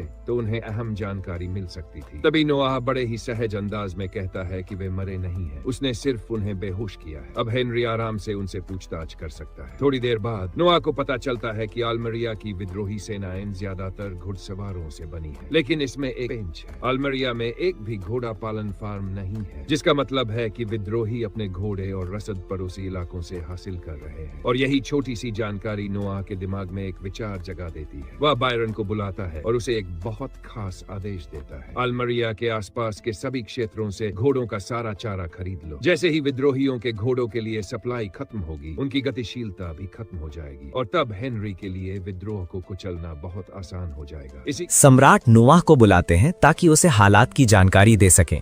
वो बताते हैं कि उनके आदमियों ने हत्यारों से पूछताछ की और उनसे कुछ जानकारी निकालने में कामयाब रहे। जाहिर तौर पर उनका मकसद नोआह को मारना नहीं था, वे उसे अगवा करना चाहते थे और उससे दबाव बनाने के लिए इस्तेमाल करना चाहते थे। लेकिन नोआह इस बात पर यकीन नहीं करता। वो साफ साफ अपने पिता से कह देता है कि जो भाड़े का हत्यारा इतनी जल्दी टूट जाए, वो ज्यादातर झूठी जानकारी ही दे रहा होता है। सम्राट थोड़ा मनोरंजन महसूस करते हुए और थोड़ा गर्व के साथ कहते हैं कि नोआह अपनी उम्र के हिसाब से काफ़ी तेज दिमाग है। फिर भी वो उसे भरोसा दिलाते हैं कि उन्हें झूठ पकड़ने के तरीके आते हैं। नोआह ये जानने में दिलचस्पी नहीं रखता कि वो तरीके क्या हैं।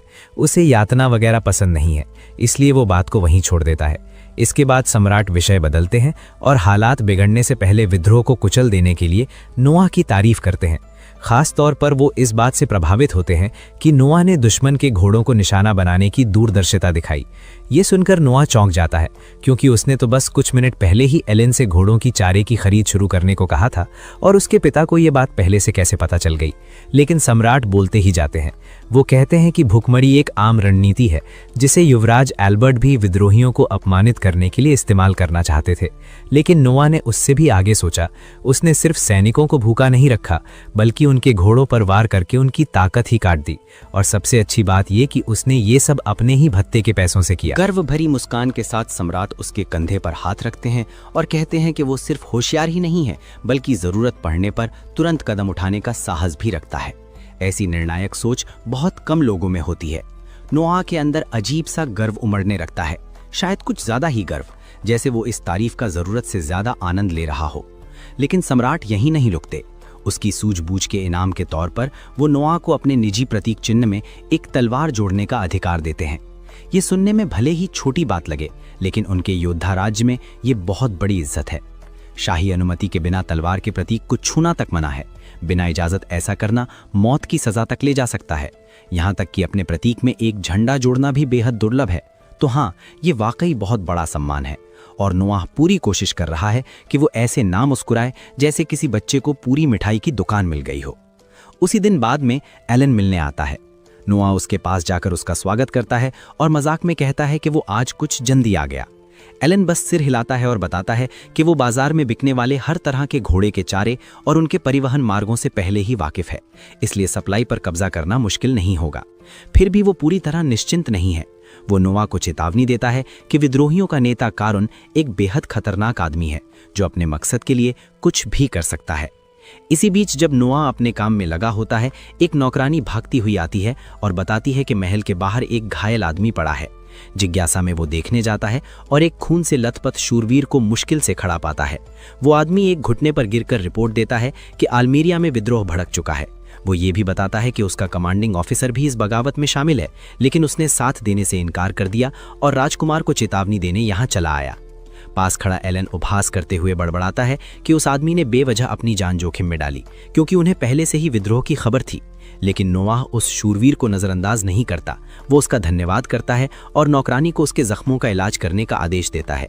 जैसे ही वो जाने के लिए मुड़ता है, अचानक रुकता है, एक पल सोचता है और फिर उसे 1000 रियान इनाम देने को कहता है। एलन उसके पीछे पीछे आता है, साफ तौर पर चिढ़ा हुआ, और पूछता है कि वो ऐसी जानकारी के लिए पैसे क्यों उड़ा रहा है जो उन्हें पहले से मालूम थी।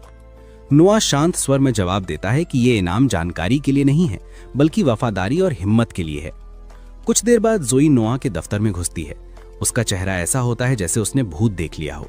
वो एक शब्द बोले बिना ही घुटनों पर गिर जाती है। नोआ घबरा जाता है और पूछता है कि क्या हुआ, लेकिन वो तुरंत जवाब नहीं देती। वो बस 500 रियान की थैली निकालती है और फिर एक छोटी कांच की शीशी उसे थमा देती है। वो बताती है कि किसी संदिग्ध अजनबी ने उसे ये सब इनाम के तौर पर दिया था, बदले में नोआ को नशीला पदार्थ पिलाकर उसे सौंपने के लिए। तभी नोआ को समझ आता है कि विद्रोही कितने बेताब हो चुके हैं अगर वो उसे इस तरह अगवा करने की कोशिश कर रहे हैं। वो एक पल के लिए शीशी को घूरता है और फिर उससे पूछता है कि उसने ये बात उसे बताई बजाय इसके कि सौदा पूरा कर देती। इस पर जोई फूट फूट कर रोने लगती है। वो कहती है कि उन लोगों ने धमकी दी थी कि अगर वो नाकाम रही तो उसे मार देंगे, लेकिन चाहे कुछ भी हो वो उसे धोखा नहीं दे सकती थी। बिना कुछ कहे नोआ अपनी मेज की तरफ जाता है, एक कलम उठाता है और उसके नाम 5000 रियान का चेक लिख देता है। वो कहता है कि ये इसलिए है क्योंकि उसने अपनी वफादारी सस्ते में नहीं बेची। जोए रकम देखकर सन्न रह जाती है। उसका दिमाग जैसे काम करना बंद कर देता है। वो हकलाते हुए कहती है कि वो इतनी बड़ी रकम स्वीकार नहीं कर सकती, लेकिन नोआ उसे बहस बंद करने और इनाम लेने को कह देता है। वो रोते हुए उसका धन्यवाद करती रहती है। तभी वो धीमे से कहता है कि उसके लिए एक और काम है। वो उसे बताता है कि वो वही नींद की दवा पिएगा और जब वो पूरी तरह बेहोश हो जाएगा तो जोए उसे उन हरामियों के हवाले कर देगी जिन्होंने ये सौदा रखा था। उसके बाद उसे जितनी तेज हो सके भाग जाना है, इससे पहले कि वे उसे हमेशा के लिए चुप करा दें। ये सोचकर ही जोए का पूरा शरीर कांप उठता है, लेकिन नोआह इजाजत नहीं मांग रहा। उसका फैसला पक्का है और वो विद्रोहियों से आमने सामने मिलने वाला है। कुछ घंटों बाद वो होश में आता है और खुद को कहीं सुनसान जगह पर फेंका हुआ पाता है। वो विद्रोहियों को आपस में फुसफुसाते हुए सुनता है कि उसे मारना उनका आखिरी विकल्प है, क्योंकि कारून से उन्हें सख्त आदेश मिले हैं कि नोआ को जिंदा रखना है। नोआ पूरी तरह से नशे का असर उतरने देता है, फिर हालात का जायजा लेता है। उसके हाथ और टखने कसकर बंधे हुए हैं, लेकिन ये मस्खरे असली सर्च एंड डिस्ट्रॉय कभी खेले ही नहीं, इसलिए उसके कान में छिपे लेवियाथन को देख नहीं पाए। वो उसे बाहर निकालता है, उसे उसके पूरे आकार में वापस लाता है और अपनी जादुई अंगूठी के जरिए पानी की एक धारदार तलवार बुलाता है, जिससे वो रस्सियों को साफ साफ काट देता है। ये सब निपटाने के बाद वो तलवार की स्मृति को छूकर देखता है कि अब तक क्या क्या हुआ। वो खुद को अपने दफ्तर में बेहोश पड़ा देखता है। जोए दरवाजे से भागती हुई निकलती है और विद्रोही उसे घेर लेते हैं। उन्होंने उसका पीछा करने की जहमत तक नहीं उठाई, क्योंकि उनके आदेश थे कि नोआ को तुरंत निकालो। फिर उसे एक खुले रथ में डालकर ले जाया गया। अब पूरी तस्वीर साफ होने पर नोआ अपना ध्यान आग के चारों ओर बैठे विद्रोहियों पर लगाता है। उनका नेता चिल्लाने लगता है कि रस्सियां ठीक से बांधने में किसने गड़बड़ की। तभी नोआ लेवियाथन तैयार किए हुए सीधे उनके बीच उतरता है। डाकू हंसते हैं, ये सोचकर कि इस बार वो अपने बड़े भाई के बिना बस एक लाडला रईस है। उनमें से एक उसे गिराने और घसीटने के लिए आगे बढ़ता है, लेकिन वो बेवकूफ़ एक कदम भी नहीं रख पाता कि नोआ झपक कर आगे बढ़ता है और उसकी गर्दन की हर धमनी को साफ काट देता है। आदमी वहीं ढेर हो जाता है और अब बाकी सब घबरा जाते हैं। नोआ बड़बड़ाता है कि वो किसी से पूछताछ करना चाहता था, लेकिन जब पूरी टुकड़ी ही ऐसे मूर्खों से भरी हो जो अब भी सोचते हैं कि हेनरी ने हत्यारों को निपटा दिया, तो इसका कोई फायदा नहीं। विद्रोही हथियार उठाते हैं, लेकिन नोआ पसीना बहाए बिना ही उन्हें चुटकियों में खत्म कर देता है। तभी उसकी नज़र जोए पर पड़ती है, जो शूरवीरों के एक दस्ते के साथ पास आ रही होती है। वो उससे पूछता है कि वो यहाँ क्या कर रही है। जोए कहती है कि वो चिंतित हो गई थी और उसे बचाने आ गई, लेकिन लगता है कि उसे उंगली तक उठाने की जरूरत नहीं पड़ी। रात के कप्तान को आगे आकर विद्रोहियों को हिरासत में लेने का आदेश दिया जाता है। जब वे उन्हें इकट्ठा कर रहे होते हैं, तभी एक विद्रोही एक अजीब सी कटार गिरा देता है। एक शूरवीर उसे उठाने आगे बढ़ता है, लेकिन नोआह तुरंत चिल्लाकर उसे रुकने को कहता है। सब जम जाते हैं जब नोआह उस ब्लेड की ओर बढ़ता है। उसमें से भारी मात्रा में शापित ऊर्जा निकलती हुई वो महसूस करता है, कुछ ऐसा जिसे लेवियाथन से अपने जुड़ाव की वजह से सिर्फ वही महसूस कर सकता है। उसे हल्का सा याद आता है कि विद्रोही एक शापित कटार का जिक्र कर रहे थे, जिसे वे आखिरी उपाय के तौर पर बचा कर रखे थे। उसके सामने खड़े होते ही वो उस शाप को लगाने वाले की गहरी दुष्टता महसूस करता है, और बस एक पल के लिए उसे उस हरामी का चेहरा दिखाई देता है। नोआह तुरंत समझ जाता है कि वो चेहरा विद्रोहियों के नेता का है और वो इसे खुद निपटाने का फैसला करता है। वो लेवियाथन से बात करता है, पूछता है कि क्या वो इसमें उसकी मदद कर सकता है, क्योंकि किसी पौराणिक जल तत्व की तलवार के लिए ये काम बेहद आसान होना चाहिए। लेवियाथन चमक उठता है और नोआह उसकी शापित ऊर्जा को साध कर दूषित पानी की एक धार सीधा आसमान की ओर छोड़ देता है।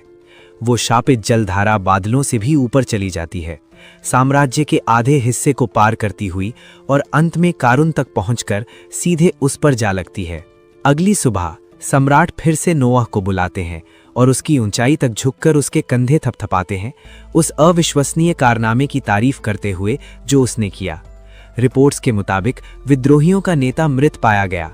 उसके माथे के बीचों बीच एक साफ छेद था, जो साफ तौर पर पानी की एक तेज धार से बना था, और सम्राट जानते हैं कि ये काम नोआह के अलावा कोई और कर ही नहीं सकता। नोआह इसकी पुष्टि करता है और समझाता है कि उसने शापित कटार में भरी नफरत का इस्तेमाल करके विद्रोही नेता पर निशाना साधा, फिर सैकड़ों मील दूर से बिना निशाना साधे सीधा सिर में वार कर दिया। उनके नेता के मरते ही बचे खुचे विद्रोहियों को कुचलना हेनरी के लिए आसान हो जाता है, और जल्द ही इसमें शामिल हरेक को पकड़ लिया जाता है। बाद में उनकी सजा तय करने के लिए एक विशाल सभा बुलाई जाती है और सम्राट अपराधियों को टुकड़ों टुकड़ों में काटने का आदेश देते हैं। भीड़ इस सजा से खुश होती है, लेकिन नोआह आगे बढ़कर सम्मानपूर्वक घुटनों पर बैठता है और सम्राट से कहता है कि उन्हें ऐसा नहीं करना चाहिए। उसके शब्दों से पूरा दरबार जम जाता है, खासकर सम्राट, जो पूछते हैं कि वो क्या कह रहा है। नोआह समझाता है कि सजा कानून के अनुसार होनी चाहिए और किसी को टुकड़ों में काटने का कोई प्रावधान नहीं है। कानून के मुताबिक विद्रोही नेताओं को 2 हिस्सों में बांटा जाना चाहिए, जबकि बाकी लोगों को जबरन श्रम शिविरों में भेजा जाना चाहिए, और नोआह जोर देता है कि यही तरीका अपनाया जाना चाहिए। सम्राट पूछते हैं कि वो उनके अपने इलाके में विद्रोह करने वालों के लिए सबसे क्रूर मौत को कैसे ठुकरा सकता है। नोआह शांत स्वर में जवाब देता है कि अगर सम्राट कानून तोड़ेंगे तो इससे उनकी प्रतिष्ठा को नुकसान पहुंचेगा और जनता का भरोसा डगमगा जाएगा। उस जवाब से सब निश्शब्द रह जाते हैं, लेकिन आखिरकार सम्राट नोआह की बात मान लेते हैं। वो कहते हैं कि कानून का पालन किया जाएगा, फिर जोड़ते हैं कि अपराधियों को फिर भी कानून के भीतर सबसे कड़ी सजा दी जाएगी, बिना किसी दया के। नोआह को कोई आपत्ति नहीं होती, तो सम्राट प्रधानमंत्री को आदेश देते हैं कि सब कुछ कानून के अक्षरशः पालन के साथ किया जाए। पूरा दरबार तालियों से गूंज उठता है। सब नोआह की तारीफ करने लगते हैं कि उसने इतनी हिम्मत से तर्क और सम्मान के साथ सम्राट को सही किया। लोग उसे भविष्य की एक दंत कथा कहने लगते हैं, यहाँ तक कि सम्राट भी अपना गर्व छिपा नहीं पाते। वो साफ तौर पर इस बात से प्रभावित होते हैं कि नोआह में सही कारणों के लिए उनके सामने खड़े होने का साहस था। कुछ देर सोचने के बाद वो नोआह को एक खिताब देने का फैसला करते हैं। वो कहते हैं कि उनके किसी भी बच्चे में उन्हें चुनौती देने की हिम्मत हो सकती है, लेकिन गर्व की वजह से नहीं, बल्कि सिद्धांतों के लिए ऐसा करना बहुत दुर्लभ है। इसी वजह से वो नोआह को बुद्धिमान राजकुमार की उपाधि देते हैं, और ये बदलाव तुरंत नोआह की स्टेटस विंडो में दिखने लगता है। सम्राट मजाक में ये भी कहते हैं कि अगर नोआह 10 साल पहले पैदा हुआ होता तो हालात कुछ और ही होते। वो सीधे सीधे ये नहीं कहते कि नोआह सिंहासन का दावेदार बन सकता था, लेकिन इशारा साफ हवा में तैरता रहता है। इस टिप्पणी के बाद पूरा दरबार जयकारों से गूंज उठता है। फिर सम्राट विषय बदलते हैं और नोआ से पूछते हैं कि आने वाली नाइट सिलेक्शन परीक्षा की तैयारियां कैसी चल रही हैं। नोआ विनम्रता से बाद में अपनी योजनाएं समझाने की अनुमति मांगता है और सम्राट अदालत समाप्त होने के बाद सुनने पर सहमत हो जाते हैं। बाद में वे महल के बगीचों में एक फव्वारे के पास जाते हैं। नोआ चाय का कप लेकर आराम करता है, जबकि 4 सेवक बाल्टियों में पानी लिए उसके चारों ओर खड़े होते हैं। उसके इशारे पर वे सब एक साथ उस पर पानी उछालने की कोशिश करते हैं, लेकिन वो शांति से अपनी अंगूठी में लगे ढाल को सक्रिय कर देता है और पानी की एक भी बूंद उसे छू नहीं पाती। सम्राट भौं उठाते हैं, पूरी तरह समझ नहीं पाते कि उन्होंने अभी क्या देखा। तब नोआ समझाता है, चयन परीक्षा के दौरान वो हर प्रतिभागी से इसी तरह उस पर हमला करने को कहेगा और ये देखेगा कि वे उसे छूने के कितने करीब पहुंच पाते हैं। सम्राट इस अनोखे तरीके से काफी प्रभावित होते हैं। हालांकि उन्हें ये थोड़ा खतरनाक भी लगता है, लेकिन हमेशा की तरह आत्मविश्वास से भरा नोआ कहता है कि जो भी इतना ताकतवर होगा कि ढाल तोड़ सके, वो उसे खुद संभाल लेगा। एक बार फिर सम्राट उसकी हिम्मत और नवाचार से चकित रह जाते हैं। उस रात बाद में सम्राट सिंहासन कक्ष में प्रधानमंत्री के साथ बैठते हैं। प्रधानमंत्री पूछता है कि क्या नोवा के बारे में वो सार्वजनिक टिप्पणी करना समझदारी थी कि वो बहुत देर से पैदा हुआ। सम्राट बस हंसते हैं और कहते हैं कि उन्होंने हर शब्द दिल से कहा था, नोवा कुछ और ही है। फिर भी उनकी आंखों में बेचैनी की एक हल्की सी झलक दिखाई देती है जब वो लेवियाथन का जिक्र करते हैं। उसकी असली शक्ति अब भी सील है और ये कोई छोटी बात नहीं है। वो चुपचाप एक विशेष खजाना लाने का आदेश देते हैं, बुदबुदाते हुए कि लेवियाथन की पूरी ताकत कभी भी खुलने के लिए नहीं बनी थी, लेकिन शायद नोवा ही वो इंसान है जो उसे संभाल सकता है। उस शक्ति का एक हिस्सा अब भी सील किया हुआ है, क्योंकि किसी साधारण इंसान के लिए उसे संभालना बहुत ज्यादा खतरनाक होगा। लेकिन किसी वजह से सम्राट को लगता है कि नोवा शायद उसे संभाल सकता है। आखिरकार नाइट सिलेक्शन टूर्नामेंट का दिन आ ही जाता है और सभी को इस टूर्नामेंट के नियमों के बारे में बता दिया जाता है। नोआ पूरे दिन अपनी कुर्सी पर बैठा रहेगा और एक एक करके हर नाइट कैंडिडेट को उसके पास आकर उस पर हमला करना होगा। उसकी शील्ड उनके हमलों को रोकने के लिए पूरी तरह काफी है, इसलिए अब तक कोई भी नोआ को सच में छूने के करीब भी नहीं पहुंच पाया है। यहाँ तक कि जादू भी उसकी रक्षा के सामने पूरी तरह बेअसर है। तो ऐसा लगता है कि यहाँ किसी के पास भी कोई मौका नहीं है। समय बीतता है और अब दिन के आखिरी प्रतिभागी की बारी आती है। तभी शर्ली मंच पर आती है, अपनी तलवार निकालती है और पूरी ताकत से नोआ की ओर दौड़ पड़ती है। नोआ की शील्ड तय अनुसार सक्रिय हो जाती है, लेकिन शर्ली की तलवार वास्तव में उसे काटने में कामयाब हो जाती है। ये बात नोआ को बिल्कुल उम्मीद नहीं थी और उसकी बाह में हल्की सी चोट लग जाती है। पहरेदार तुरंत ही शर्ली को राजकुमार को घायल करने के अपराध में पकड़ लेते हैं, लेकिन नोआ उन्हें तुरंत उसे छोड़ देने को कहता है, क्योंकि उस पर हमला करना ही इस प्रतियोगिता का मकसद था और अगर वो इसके लिए तैयार नहीं होता तो वो ऐसी व्यवस्था कभी नहीं करता। कुछ चोटें लगना उसे मंजूर है। खैर, चूंकि शर्ली उसकी रक्षा को भेदने में सफल रही, नोआ घोषणा करता है कि उसने उसकी परीक्षा पास कर ली है। बाद में नोआ उसे अपने कक्ष में आने का निमंत्रण देता है। वहां पहुंचने के बाद शर्ली घबराते हुए उससे पूछती है कि उसका परीक्षा पास करने का क्या मतलब था।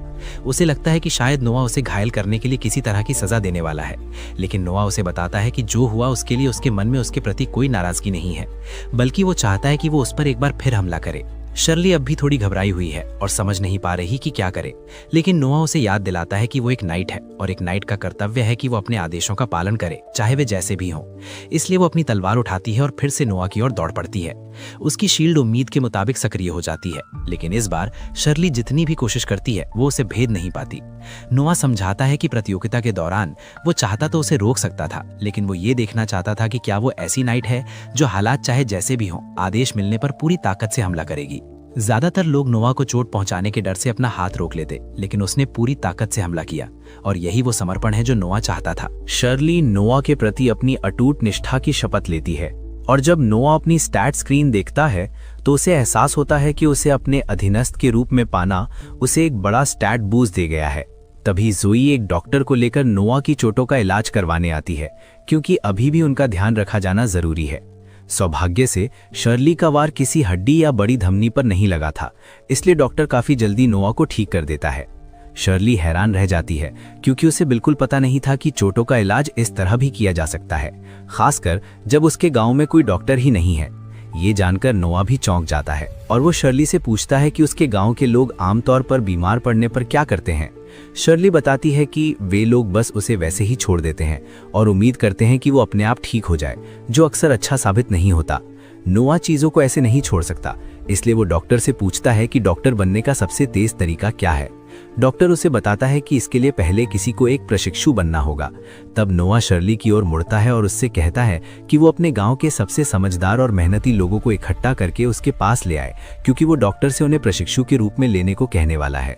वो उसे आश्वासन देता है कि सारे खर्चे वो खुद उठाएगा, इसलिए उसे किसी बात की चिंता करने की जरूरत नहीं है। और नोआ की इस दरियादिली के लिए शर्ली बहुत आभारी होती है। अब जब शर्ली नोआ की नाइट बन चुकी है तो वो हवेली में ही रहती है। अगली सुबह वो उठती है और अपने कर्तव्यों के लिए तैयार होती है। नीचे जाते समय उसकी मुलाकात जोई से होती है। वो उसे नमस्ते कहती है और बताती है कि वो पिछली रात ठीक से सो नहीं पाई, क्योंकि वो इतने बड़े कमरे में सोने की आदी नहीं है। वो सच में हैरान है कि यहाँ के नौकरों का कितना अच्छे से ख्याल रखा जाता है, और ये साफ है कि वे सभी नोआ को सबसे ज्यादा प्यार करते हैं, क्योंकि वो उनके साथ अच्छा व्यवहार करता है। राजकुमारों में ये बात मशहूर है कि नोआ सबसे ज्यादा दयालु है। हालांकि ये ज्यादा मुश्किल भी नहीं है, क्योंकि ज्यादातर शाही लोग घमंडी होते हैं। फिर भी नोआ इसलिए प्रिय है क्योंकि वो अपने दर्जे को दूसरों के साथ व्यवहार बदलने नहीं देता। दरअसल ऐसी अनगिनत युवतियां हैं जो नोआ की दुल्हन बनने का मौका पाने के लिए कुछ भी कर सकती हैं। बाकी नौकरानियां जोई को चढ़ाने लगती हैं, क्योंकि वे जानती हैं कि वो नोआ से सबसे ज्यादा प्यार करती है। लेकिन जोई शर्माते हुए किसी भी तरह की रोमांटिक भावना से इनकार करती है और कहती है कि वो बस नोआ के काम आना चाहती है, और शर्ली भी ऐसा ही महसूस करती है। उस दिन बाद में नोआ कुछ दस्तावेजों पर मोहर लगाने में व्यस्त होता है और शर्ली उसके पास खड़ी होती है। कुछ ही पलों बाद एक नाइट आकर नोआ को सूचित करता है कि जिन नाइट कैंडिडेट्स को उसने चुना था उनकी सूची को मंजूरी मिल गई है। नोआ उसके काम के लिए धन्यवाद देता है और उसे जाने के लिए कहता है, लेकिन वो शर्ली से कहता है कि वो उसके जाने तक उसे बाहर तक छोड़ाए। शर्ली अभी भी इस बात की आदी नहीं हुई है कि वो अब खुद एक उच्च पदस्थ नाइट है, इसलिए वो उस नाइट को आने के लिए धन्यवाद कहने के लिए झुकती है। लेकिन वो नाइट उसे बताता है कि इसकी जरूरत नहीं है, क्योंकि तकनीकी रूप से वो अब उससे ऊपर के पद पर है। वो समझ सकता है कि शर्ली एक बेहतरीन नाइट साबित होगी, लेकिन इससे पहले कि वो चला जाए वो उसे एक सलाह देता है और कहता है कि नोआ की नाइट बनकर उसके पास एक बहुत अच्छा मौका है, इसलिए उसे इसे बर्बाद नहीं करना चाहिए। उस रात काफी देर बाद नोआ एक पार्टी का आयोजन करता है और अपने पसंदीदा गायक से प्रस्तुति करवाता है। ये पार्टी नाइट सिलेक्शन प्रतियोगिता में उसकी सफलता की खुशी में रखी गई है। नोआ ने मार्ले को भी यहाँ आमंत्रित किया है ताकि इस आयोजन को सफल बनाने में उसने जो मेहनत की है उसके लिए उसका धन्यवाद किया जा सके।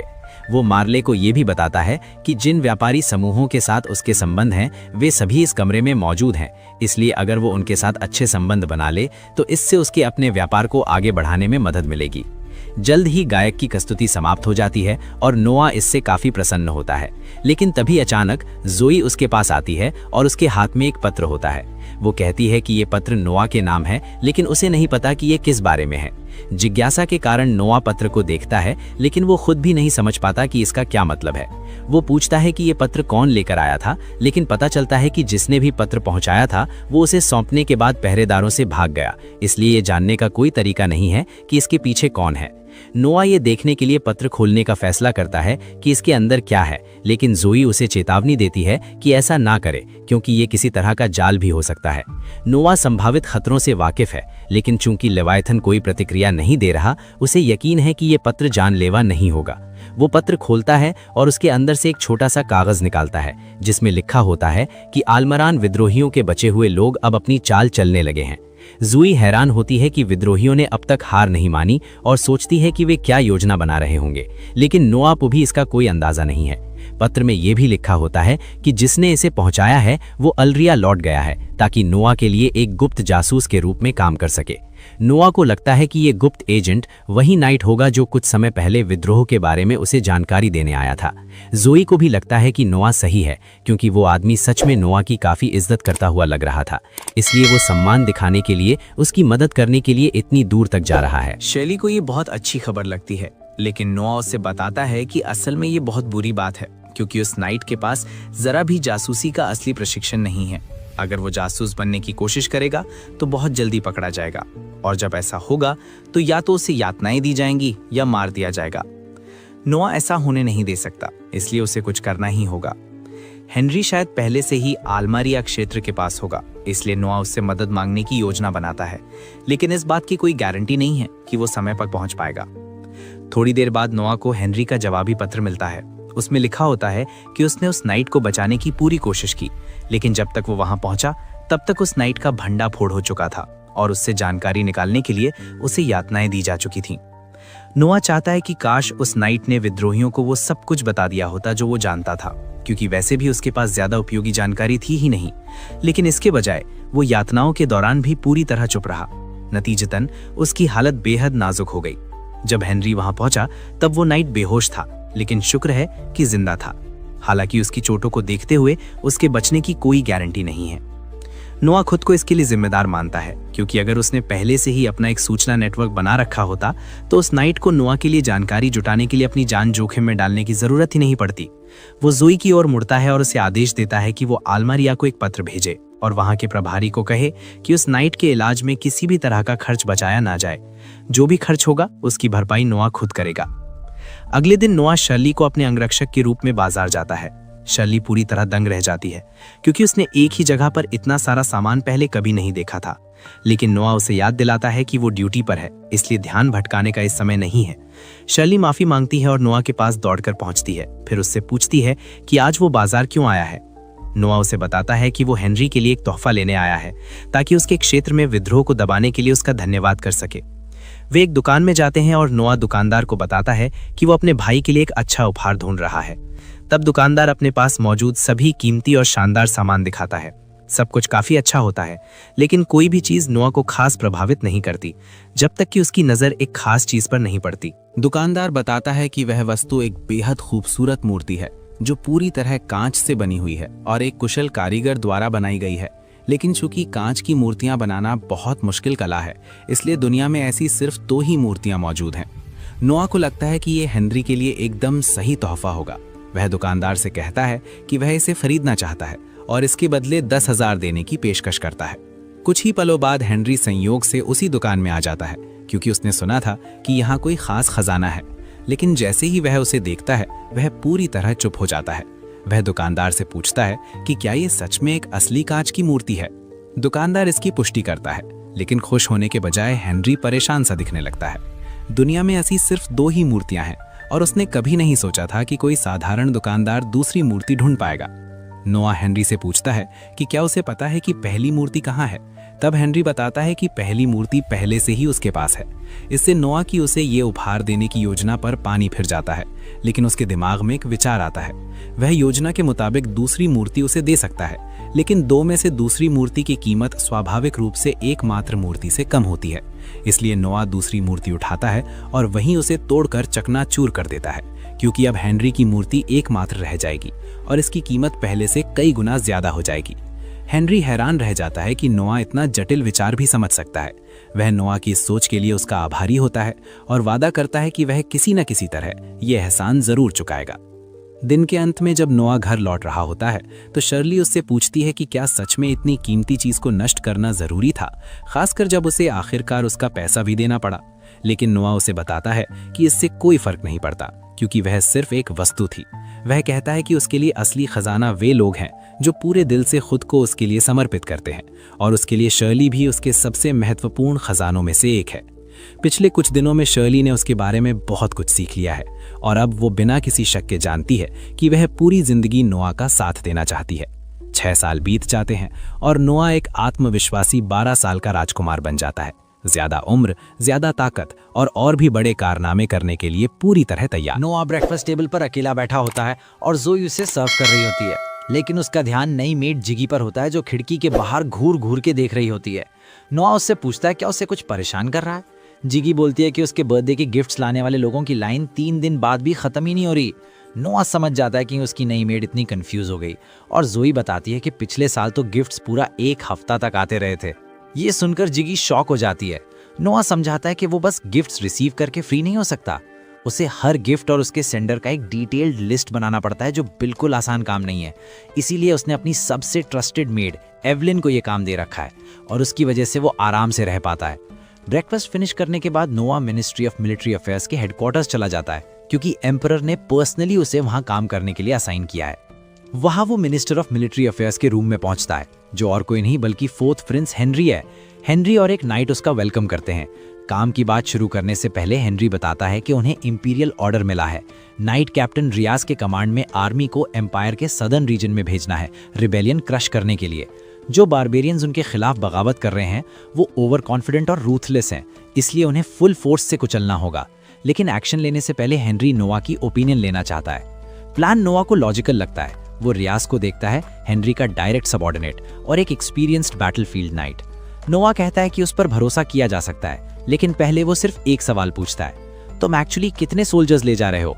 नाइट पसीना पसीना होने लगता है और जवाब देने में हिचकिचाता है। हेनरी गुस्सा हो जाता है और तुरंत एक्सप्लेनेशन मांगता है। रियूज जमीन पर गिरकर माफी मांगता है, पर नोआ हेनरी को काम करता है और कहता है कि बात उतनी सीरियस नहीं है। नोआ हेनरी को याद दिलाता है कि जनरल्स को फंडिंग सोल्जर्स की संख्या के हिसाब से मिलती है। कुछ जनरल्स लिस्ट बनाते वक्त मर्चेंट्स और हेल्पर्स को भी सोल्जर दिखा देते हैं ताकि एक्स्ट्रा फंडिंग लेकर पैसा अपनी जेब में डाल सकें। रियूज फिर से माफी मांगता है और हेनरी उसकी लालच पर गुस्सा होता है, लेकिन नोआ दोनों को थोड़ा चिल करने को बोलता है। वो रियूज से कहता है कि आर्मी की हेल्प के लिए एक्स्ट्रा लोग हायर करना उसका हक है और थोड़ा कट लेना भी अलाउड है। हेनरी को भी समझ आता है कि अगर नॉन सोल्जर्स को रजिस्टर करें तो आर्मी का साइज बड़ा दिख सकता है और एनिमीज डर सकते हैं। नोआ की तारीफ करता है, उसने करप्शन पकड़ा भी और उसका पोटेंशियल एडवांटेज भी समझा। लेकिन नोआ कहता है कि इस बार ये ट्रिक यूज नहीं होगी क्योंकि एम्परर ने फ्लॉलेस विक्ट्री का ऑर्डर दिया है, कोई रिस्क नहीं लिया जा सकता। वो रियस से पूछता है कितने नॉन सोल्जर्स रजिस्टर किए। डरते डरते नाइट बोलता है लगभग 2000। नोआ तुरंत ऑर्डर देता है कि उतने ही रियल सोल्जर्स अरेंज करो। रियस मजबूरी में मान जाता है। फिर नोआ मिनिस्ट्री ऑफ फाइनेंस के लिए एक नोट लिखता है और रियस को देता है। उस नोट की वजह से उसे 2000 सोल्जर्स के इक्वल फंडिंग मिसलेनियस एक्सपेंसेस के नाम पर मिलेगी और रियाज पूरा पैसा खुद रख सकता है। नाइट कैप्टन कंफ्यूज हो जाता है कि करप्शन करने के बाद भी उसे पैसा क्यों मिल रहा है। नोआ ठंडे अंदाज में कहता है, इस एक्स्ट्रा पैसे के बदले तुम परफेक्ट विक्ट्री डिलीवर करोगे। हेनरी इंप्रेस हो जाता है। नोआ अपने सबऑर्डिनेट्स को मोटिवेट करने के लिए हर पॉसिबल तरीका यूज करता है। वापस घर जाते वक्त हेनरी अपने छोटे भाई से पूछता है क्या उसने कभी रियल वॉर देखा है। नोआ मना करता है और अपने स्टैट्स देखता है, अभी भी लेवल 1, क्योंकि उसने कभी असली बैटल फाइट नहीं की। एम्पायर में ज्यादातर रॉयल बच्चे छोटी उम्र में मर जाते हैं। ऑफिशियल रीजन हमेशा कोई डिजीज बताया जाता है, लेकिन असल में उन्हें पार के लिए दूसरे रॉयल्स असैसिनेट कर देते हैं। इसीलिए रॉयल चिल्ड्रन बहुत वैल्यूएबल होते हैं और अडल्ट होने से पहले उन्हें वॉर में नहीं भेजा जाता जब तक एम्परर खुद ऑर्डर न दे। हेनरी कहता है नोआ 12 साल का हो चुका है, उसे रियल कॉम्बैट का एक्सपीरियंस लेना चाहिए। नोआ बोलता है एम्परर जैसे ही ऑर्डर देंगे वो तुरंत बैटलफील्ड जाएगा। हेनरी कहता है उसे ज्यादा प्रॉब्लम नहीं होगी क्योंकि उसके पास एक लेजेंडरी मैजिक सॉर्ड है। तभी हेनरी की कैरेज अचानक रुक जाती है। एक लड़की सामने दौड़कर आ जाती है। वो मदद के लिए चिल्लाती है। अंधेरे से और भी बच्चे बाहर निकलते हैं और उनके पीछे कुछ थग्स होते हैं जो उन्हें पकड़कर एप्स्टीन आइलैंड भेजना चाहते हैं। वो लड़कियों को पकड़ने लगते हैं। नोआ बाहर निकलकर उन्हें रोकने का ऑर्डर देता है। थग्स उसे पहचान नहीं पाते और उससे बोलते हैं घर जाकर अपनी माँ का दूध पी। नोआ उनकी बकवास से बिल्कुल इफेक्ट नहीं होता और उनसे उनका रजिस्ट्रेशन नंबर पूछता है क्योंकि एम्पायर में अनरजिस्टर्ड स्लेव ट्रेडिंग इल्लीगल है। सवालों से गुस्से में थग्स अटैक कर देते हैं। नोआ तुरंत लेवायथन समन करता है और उन्हें स्लैश करके बेहोश कर देता है बिना मारे। सब उसकी स्किल देखकर इंप्रेस हो जाते हैं, चाहे उसे पहचानते ना हो। नोआ बच्चों को कंसोल करने जाता है, तभी अंधेरे से एक कमजोर सा बुढ़ा आदमी बाहर आता है और उसे ग्रीट करता है। वो खुद को स्लेव ट्रेडिंग का मास्टरमाइंड बताता है और नोआ को वार्न करता है उससे पंगा ना ले क्योंकि उसके पीछे फर्स्ट प्रिंस गिलबर्ट का सपोर्ट है। नोआ समझ जाता है कि इतना चालाक और हिम्मती होने के लिए वो बुढ़ा पक्का एप्स्टीन का पार्टनर होगा और वो सोचने लगता है अब सिचुएशन हैंडल कैसे करें। बुढ़ा उससे कहता है लड़कियों को यहीं छोड़ दो और प्रिटेंड करो तुमने कुछ देखा ही नहीं। लेकिन नोआ कॉम्प्रोमाइज करने वालों में से नहीं है। वो हेनरी से पूछता है क्या वो इस आदमी को जानता है। हेनरी बोलता है उसने कभी उसका उल्टी जैसा लगने वाला चेहरा नहीं देखा। नोआ भी कहता है वो भी इससे नहीं जानता। और जैसे ही बुढ़ा अपनी सफाई देने की कोशिश करता है, नोआ लेवायथन की कर्स्ड एनर्जी यूज करके उसे तुरंत बेहोश कर देता है। फिर नोआ जोर से अनाउंस करता है कि आजकल नाम बेनाम गुंडे भी फर्स्ट प्रिंस के नाम पर काम करने का क्लेम कर रहे हैं। वो कहता है आम लोग शायद बेवकूफ बन जाएं, लेकिन वो और उसका भाई नहीं बनेंगे। पब्लिक उसकी बात मान लेती है जब एक आदमी उसे वाइस प्रिंस के रूप में पहचान लेता है। नोआ सोल्जर्स को ऑर्डर देता है कि इन सबको फर्स्ट प्रिंस के रेजिडेंस ले जाओ और कहना ये उसका नाम झूठ में यूज कर रहे थे। मीनवाइल वो बच्चों को अपने घर ले जाने का फैसला करता है ताकि उन्हें कंफर्ट दे सके, बिल्कुल वैसे जैसे शायद एमजे पुराने जमाने में करता होगा। हेनरी नोआ की क्विक थिंकिंग से इंप्रेस होता है। नोआ समझाता है कि अगर ये लोग सच में गिलबर्ट के आदमी होते तो वो उन्हें मार नहीं सकता था, पर लोगों को भी ये नहीं दिखने दे सकता था कि एक प्रिंस इलीगल स्लेव ट्रेडिंग देखकर कुछ ना करे। इसलिए उसने उन्हें फेक बताकर गिलबर्ट के पास भेज दिया जो शायद उन्हें लायबिलिटी समझकर खत्म कर देगा। बाद में जब नोआ और हेनरी डिनर कर रहे होते हैं, बटलर एक इंपॉर्टेंट खबर लाता है। नोआ बताता है कि फर्स्ट प्रिंस गिलबर्ट का मैसेंजर आया था। गिलबर्ट ने उनका शुक्रिया अदा किया कि उन्होंने उसके नाम का मिसयूज करने वाले लोग पकड़े। वो उन्हें कोड भेजने वाला था, लेकिन उन्होंने जहर पीकर सुसाइड कर लिया। असल में सबको पता है गिलबर्ट ने ही उन्हें चुप करा दिया। नोआ हेनरी से पूछता है क्या गिलबर्ट सच में अंडरग्राउंड स्लेव कंपनी चलाता है। हेनरी कहता है गिलबर्ट ऐशो आराम की जिंदगी जीता है और पैसे उड़ाता रहता है, तो पक्का कोई इल्लीगल बिजनेस चल रहा होगा। नोआ अपने बड़े भाई को पूरी तरह ब्लेम नहीं करता, क्योंकि फर्स्ट प्रिंस होने के बावजूद वो एक कॉन्क्यूबाइन का बेटा है और कभी एम्परर नहीं बन सकता। नोआ को लगता है स्लेव ट्रेड और प्राइवेट एस्टेट्स सिर्फ किसी और ज्यादा खतरनाक चीज का कवर अप है। हेनरी हैरान रह जाता है कि उसका 12 साल का भाई इतनी जल्दी सब समझ गया। अगले दिन नोआ उन बच्चों को बताता है कि उसने सब सेट कर दिया है और अब वो घर जा सकते हैं, लेकिन उनका कोई घर ही नहीं, क्योंकि उनके फैमिलीज ने ही उन्हें बेच दिया था। नोआ समझ जाता है अगर वापस गए तो फिर से बेच दिए जाएंगे, इसलिए वो डिसाइड करता है कि वो उन्हें अपने पास रखेगा। वो बटलर को ऑर्डर देता है उनके लिए रूम्स और जॉब्स अरेंज करे और जो पढ़ना चाहे उसकी पढ़ाई भी करवाए। लड़कियों की लीडर हैरान होकर पूछती है क्या वो उन्हें खरीद रहा है। नोआ कहता है नहीं, वो फ्री हैं, जब चाहे छोड़कर जा सकती हैं, लेकिन अगर यहाँ रहेंगी तो कोई बिट्रेयल टॉलरेट नहीं होगा। बटलर उन्हें नोआ को थैंक बोलने को कहता है और उन्हें ले जाता है। उन्हें जाते देख नोआ को अपनी फिलॉसफी याद आती है, लोग ही असली ट्रेजर होते हैं। तब उसे एक काम याद आता है जो वो काफी टाइम से करना चाहता था। वो एवलिन को ऑफिस में बुलाता है। एवलिन रिपोर्ट करती है कि सारे बर्थडे प्रेजेंट्स कलेक्ट हो गए हैं। नोआ बोलता है वो ऑलरेडी जानता है और एक एनवेलप उसकी तरफ स्लाइड करता है। एवलिन क्यूरियस होती है। नोआ बताता है कि वो उसकी सर्विस से डिसमिस हो रही है ताकि वो उसकी टेरिटरी की एक रीजन की गवर्नमेंट ऑफिसर मेयर बन सके। मेड से मेयर बनने पर एवलिन शॉक हो जाती है। नोआ कहता है वो सबसे क्लेवर मेड है और सिर्फ उसकी सर्विस करना उसके टैलेंट की बर्बादी है। एवलिन मना करने को रेडी होती है सिर्फ नोआ के पास रहने के लिए, लेकिन नोआ कहता है अगर वो अच्छी एडमिनिस्ट्रेटर बनी तो लोग उसकी टैलेंट पहचानने की एबिलिटी की तारीफ करेंगे। वो उससे मैंशन छोड़कर उसके लिए काम करने का ऑर्डर देता है और बस इतना ही सुनना एवलिन को चाहिए था। कुछ ही देर बाद एम्परर नोआ को बुलाता है क्योंकि उसने सुना कि नोआ ने गिलबर्ट की इज्जत बचाई। नोआ कहता है सब कोइंसिडेंस था, उसका सिर्फ गोल बच्चों को बचाना और क्रिमिनल्स को पकड़ना था। वो समझ जाता है गिलबर्ट ने खुद एम्परर को रिपोर्ट किया ताकि बैकलैश ना आए और वो सबके सामने इनोसेंट दिखे। एम्परर कहता है दुख की बात है कि ऐसे गंदे क्रिमिनल्स अभी भी दुनिया में हैं। वो नोआ से पूछता है उनकी सजा क्या होनी चाहिए। नोआ कहता है कानून के मुताबिक रिंग लीडर का राइट आर्म काट दिया जाएगा और बाकी सबको अफगानिस्तान में आर्मी सर्व करने भेजा जाएगा। एम्परर कहता है नोआ ने क्रिमिनल्स को ओपनली अरेस्ट किया, लेकिन अगर वो होता तो अंडरकवर जाकर उनसे पिटकर उन्हें रेड हैंडेड पकड़ता। प्राइम मिनिस्टर मजाक में बोलता है तब तो इंपीरियल फैमिली के खिलाफ क्राइम हो जाता और क्रिमिनल्स को सीधा एग्जीक्यूट कर दिया जाता।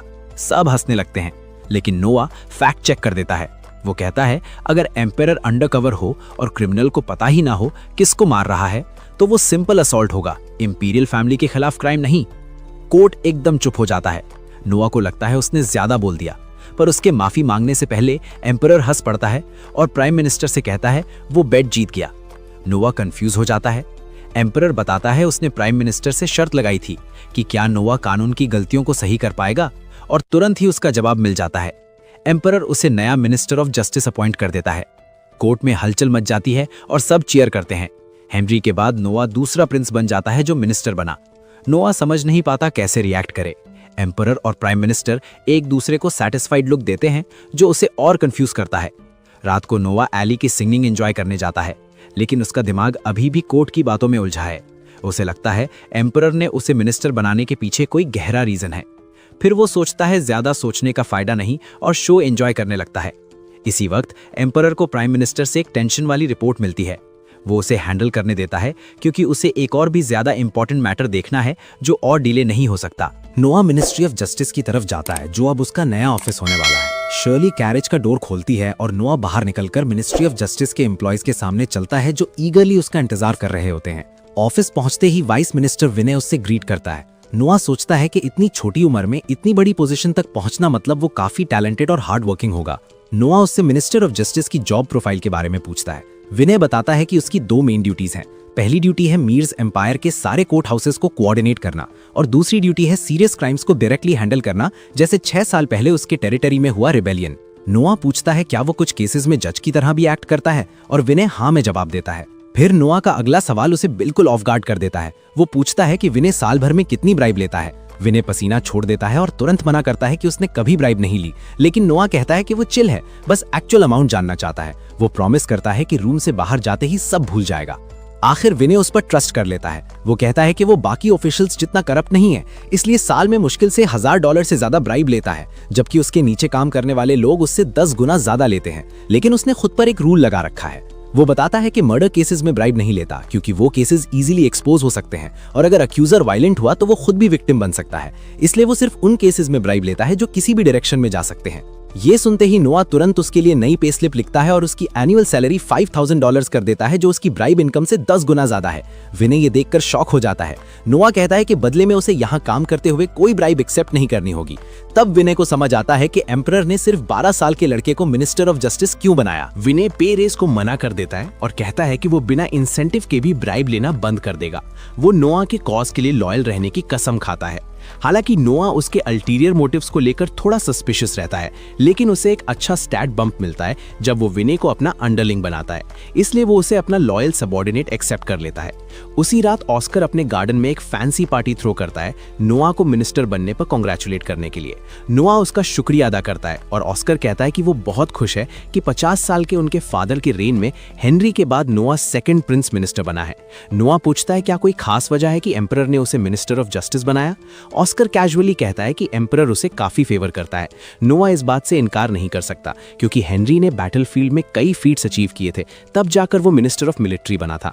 दूसरी तरफ नोआ ने अभी तक ऐसा कुछ खास नहीं किया जिससे उसे लगे कि वो इस पोजीशन का हकदार है, लेकिन एक और बात उसे परेशान कर रही होती है। वो ऑस्कर से पूछता है क्या उसे वो कहानी याद है जब उनका एम्पायर इंटरनल फोर्सेस की वजह से ऑलमोस्ट डिस्ट्रॉय हो गया था। ऑस्कर को याद आता है तब क्राउन प्रिंस जन्म के वक्त ही डिसाइड हो जाता था और बाकी प्रिंसेस कोशिश भी नहीं करते थे। वो सिर्फ प्लेजर में जीते थे, एम्पायर का पैसा बर्बाद करते थे और प्रॉब्लम्स क्रिएट करते थे। इसलिए एम्परर ने सिस्टम चेंज किया। उन्होंने सभी प्रिंसेस को एक टेरिटरी दी गवर्न करने के लिए और उन्हें क्वालिटी एजुकेशन दी ताकि वो केपेबल रूलर्स बन सकें। ऑस्कर पूछता है नोआ अब ये सब क्यों याद दिला रहा है। नोआ कहता है शायद एम्परर के और इंटेंशंस हैं उसे मिनिस्टर बनाने के पीछे। ऑस्कर शॉक हो जाता है जब उसे समझ आता है कि नोआ सस्पेक्ट कर रहा है कि एम्परर उसे किसी तरह क्राउन प्रिंस बनाना चाहते हैं। वो अचानक खड़ा हो जाता है और सेलिब्रेशन मोमेंटरीली रुक जाता है। तभी उसका बटलर एक मैसेज लेकर आता है। मैसेज देखते ही ऑस्कर सीरियस हो जाता है और नोआ से कहता है कि उसकी थ्योरी सही थी। एम्परर कल उसे मिनिस्टर ऑफ फाइनेंस बनाने वाले हैं और शायद ये सब एल्बर्ट पर प्रेशर डालने के लिए हो रहा है ताकि वो अपना गेम इंप्रूव करे। सिटी के दूसरे हिस्सा में रॉयल गार्ड्स एक बिल्डिंग पर रेड करते हैं और एक मिनिस्टर और उसके अकम्प्लिसेस को अरेस्ट कर लेते हैं जो एम्परर के खिलाफ प्लॉट कर रहे थे। प्राइम मिनिस्टर एम्परर को ब्रीफ करता है कि अरेस्टेड मिनिस्टर ने कन्फेस किया है कि वो किंग को रिजाइन करने पर मजबूर करना चाहता था ताकि क्राउन प्रिंस एल्बर्ट थ्रोन ले सके। एम्परर समझता है कि एल्बर्ट 30 साल से क्राउन प्रिंस है और उसे लगता होगा कि अब वक्त आ गया है कि वो रॉयल सीट पर बैठे, लेकिन उसके खिलाफ कोई सॉलिड एविडेंस नहीं है, इसलिए एम्परर कुछ नहीं कर सकते। फिर वो प्राइम मिनिस्टर से ऑस्कर के मैटर के बारे में पूछते हैं और जानते हैं कि ऑस्कर को पहले से अंदाजा था क्या होने वाला है। एम्परर ये सुनकर हैरान होते हैं, लेकिन जैसे ही उन्हें पता चलता है कि नोवा उसके साथ था, वो तुरंत सब क्रेडिट सबसे छोटे प्रिंस को दे देते हैं। वो कहते हैं कि उनके बड़े बेटे गिलबर्ट और एल्बर्ट देश चलाने के लिए काफी केपेबल नहीं है। उनकी उम्मीद हेनरी, ऑस्कर और नोवा पर ही टिकी है। उन्हें कोई भी थ्रोन ले, बस वो उनके ट्रायल्स पास कर ले। अगले दिन नोवा को कॉन्स्पिरेसी के बारे में रिपोर्ट मिलती है और उसे इस केस का जज बनना है। वाइने पूछता है कि क्या करना चाहिए। नोवा हेजिटेट करता है क्योंकि सब कुछ एल्बर्ट की तरफ पॉइंट कर रहा है, लेकिन कोई रियल एविडेंस नहीं है। किसी को नहीं पता कि इंपीरियल फैमिली के मेंबर्स के लिए लाइट सेंटेंसेस का प्रोविजन होता है, लेकिन अगर वो एम्परर को ओवरथ्रो करने की कोशिश करें तो उन्हें आधा काटकर एग्जीक्यूट किया जाता है। लेकिन अगर क्राउन प्रिंस को एम्परर के खिलाफ बगावत के लिए एग्जीक्यूट कर दिया जाता तो पूरा एम्पायर हिल जाता और सब जानते हैं कि उनके फादर ये नहीं चाहेंगे। नोवा समझ सकता है कि एम्परर नहीं चाहते कि एल्बर्ट का नाम केस में आए, लेकिन अगर और इंटरोगेशन हुई तो कोई ना कोई स्निच करके उसका नाम रिवील कर सकता है। ये सब ध्यान में रखते हुए नोवा अपना जजमेंट डिसाइड करता है और सीधा एम्परर के ऑफिस पहुंचकर वर्डिक्ट बताता है। वो कहता है कि कॉन्स्पिरेसी में शामिल सब लोगों को तुरंत एग्जीक्यूट किया जाएगा। एम्परर इस डिसीजन से खुश हो जाते हैं। नोवा जानता है कि नॉर्मली क्रिमिनल्स को एनुअल एग्जीक्यूशन डे पर मारा जाता है, लेकिन मिनिस्टर ऑफ जस्टिस होने के नाते वो प्रोसेस को फास्ट ट्रैक कर सकता है ताकि एल्बर्ट का नाम सामने ना आए। एम्परर ये सुनकर और भी खुश होते हैं और तुरंत अपने सर्वेंट को ऑर्डर देते हैं कि नोवा की एनुअल सैलरी में $1000 और ऐड कर दिया जाए। वो पर्सनली उसकी बैक पैट करते हैं और कहते हैं कि ऐसे ही एक्सेप्शनल काम करता रहे। इससे नोवा और श्योर हो जाता है कि ये सब एल्बर्ट के बारे में ही था। इसके बाद नोआ वापस मिनिस्ट्री ऑफ जस्टिस लौट रहा होता है। तब शर्ली दौड़ते हुए आती है और इमरजेंसी के बारे में बताती है। मिनिस्ट्री के बाहर के नाइट्स बुरी तरह इंजर्ड पड़े होते हैं और उनमें से एक मर चुका होता है। दूसरा नाइट बताता है कि इंट्रूडर्स अभी भी अंदर हैं। नोआ शर्ली को कहता है कि हेनरी से बैकअप मांगे, लेकिन फिर उसे लगता है कि अटैक का टाइमिंग काफी सस है। वो प्लान चेंज करता है और शर्ली को कहता है कि अपने एलाइज को गैदर करे और मिनिस्ट्री को बैरिकेड करे, किसी को भी अंदर या बाहर जाने ना दिया जाए, सिर्फ उसे छोड़कर। वो लेवायथन निकालता है और बिल्डिंग के अंदर घुसता है। अंदर और भी मरे हुए सोल्जर्स और डरे हुए ऑफिशियल्स मिलते हैं। नोआ सबको चुप रहने को कहता है और जल्दी ही एक इंट्रूडर को पकड़ लेता है जो एक ऑफिशियल को स्टैब कर रहा होता है। नोआ तुरंत उस पर चार्ज करता है और उसे गिरा देता है। अटैकर पॉइजन खाकर खुद को मारने की कोशिश करता है, लेकिन नोआ अपने रिंग शील्ड से उसे रोक लेता है। तभी 3 और इंट्रूडर्स आ जाते हैं और नोआ पर अटैक कर देते हैं, लेकिन अपनी जीनियस स्वॉर्ड स्किल से नोआ उन्हें तुरंत खत्म कर देता है और उन्हें पॉइजन लेने से भी रोक लेता है। थोड़ी देर बाद विनय भागते हुए आता है और हैरान हो जाता है देखकर कि नोआ ने सबको अकेला ही हरा दिया। लेकिन नोआ कैजुअलिटीज के बारे में पूछता है। विनय बताता है कि गार्ड्स के अलावा जो रेबल्स कल पकड़े गए थे वो सब मर चुके हैं। नोआ तुरंत समझ जाता है कि ये असैसिन्स एल्बर्ट ने भेजे थे ताकि अपने लूज एंड्स बंद कर सके। अचानक नोआ लेवायथन से खुद को काट लेता है, जिससे विनय शॉक हो जाता है। लेकिन नोआ कहता है कि ये असैसिन्स ने किया और पूछता है कि एक प्रिंस को सिवियरली इंजर करने की सजा क्या होती है। विनय कहता है कि अटैकर्स को तुरंत एग्जीक्यूट किया जाता है। नोआ उसे ऑर्डर देता है कि वही करें। ट्रीटमेंट लेने के बाद विनय लौटकर बताता है कि एग्जीक्यूशन कंप्लीट हो चुकी है। नोआ खुश होता है कि उसने असैसिन्स को अरेस्ट होकर एल्बर्ट का नाम लेने से पहले ही खत्म कर दिया। वो केयरलेस क्राउन प्रिंस को कोसता है। अगले दिन उसे एम्परर बुलाते हैं और पूछते हैं कि वो कैसा फील कर रहा है। नोआ कहता है कि अब बेटर है। फिर एम्परर पूछते हैं क्या असैसिन्स इतने स्किल थे कि उसे वूंड कर सके। नोआ जानता था ये सवाल आएगा क्योंकि एम्परर का इंटेलिजेंस नेटवर्क सब बता देता है। वो डिप्लोमेटिक तरीके से कहता है कि माइंडसेट स्किल सेट से ज्यादा इंपॉर्टेंट होता है और ये बात सिर्फ एक किंग ही समझ सकता है क्योंकि वो दोनों सेम फ्रीक्वेंसी पर वाइब करते हैं। एम्परर उसकी तारीफ करते हैं और कहते हैं काश उनके सब बेटे उस जैसे होते। फिर वो नोआ को वॉक पर ले जाते हैं और बताते हैं कि 10 में से 9 एम्परर्स जिन्हें ग्रेट रूलर कहा गया उनका एंड एम्बैरेसिंग था। नोआ समझ जाता है कि वो खुद को उन ग्रेट रूलर्स में काउंट कर रहे हैं, जो बिल्कुल सही है। अगर एल्बर्ट की कॉन्स्पिरेसी सक्सेसफुल हो जाती तो वो एक बेकार बुढ़े आदमी की तरह इंसल्ट होते जो अपने बेटों को कंट्रोल नहीं कर पाया। नोआ ये भी समझता है कि एम्परर एल्बर्ट को पनिश नहीं कर रहे क्योंकि ऐसा करने से उनकी रेपुटेशन खराब होगी, एक ऐसे एम्परर की तरह जो अपने क्राउन प्रिंस को छोड़ देता है। तब नोआ के दिमाग में एक आइडिया आता है। वो एम्परर से एक फेवर मांगता है। कहता है कि हेनरी, ऑस्कर और उसे मिनिस्टर्स बनाया गया है, जो एम्पायर की हिस्ट्री में एक नई बात है।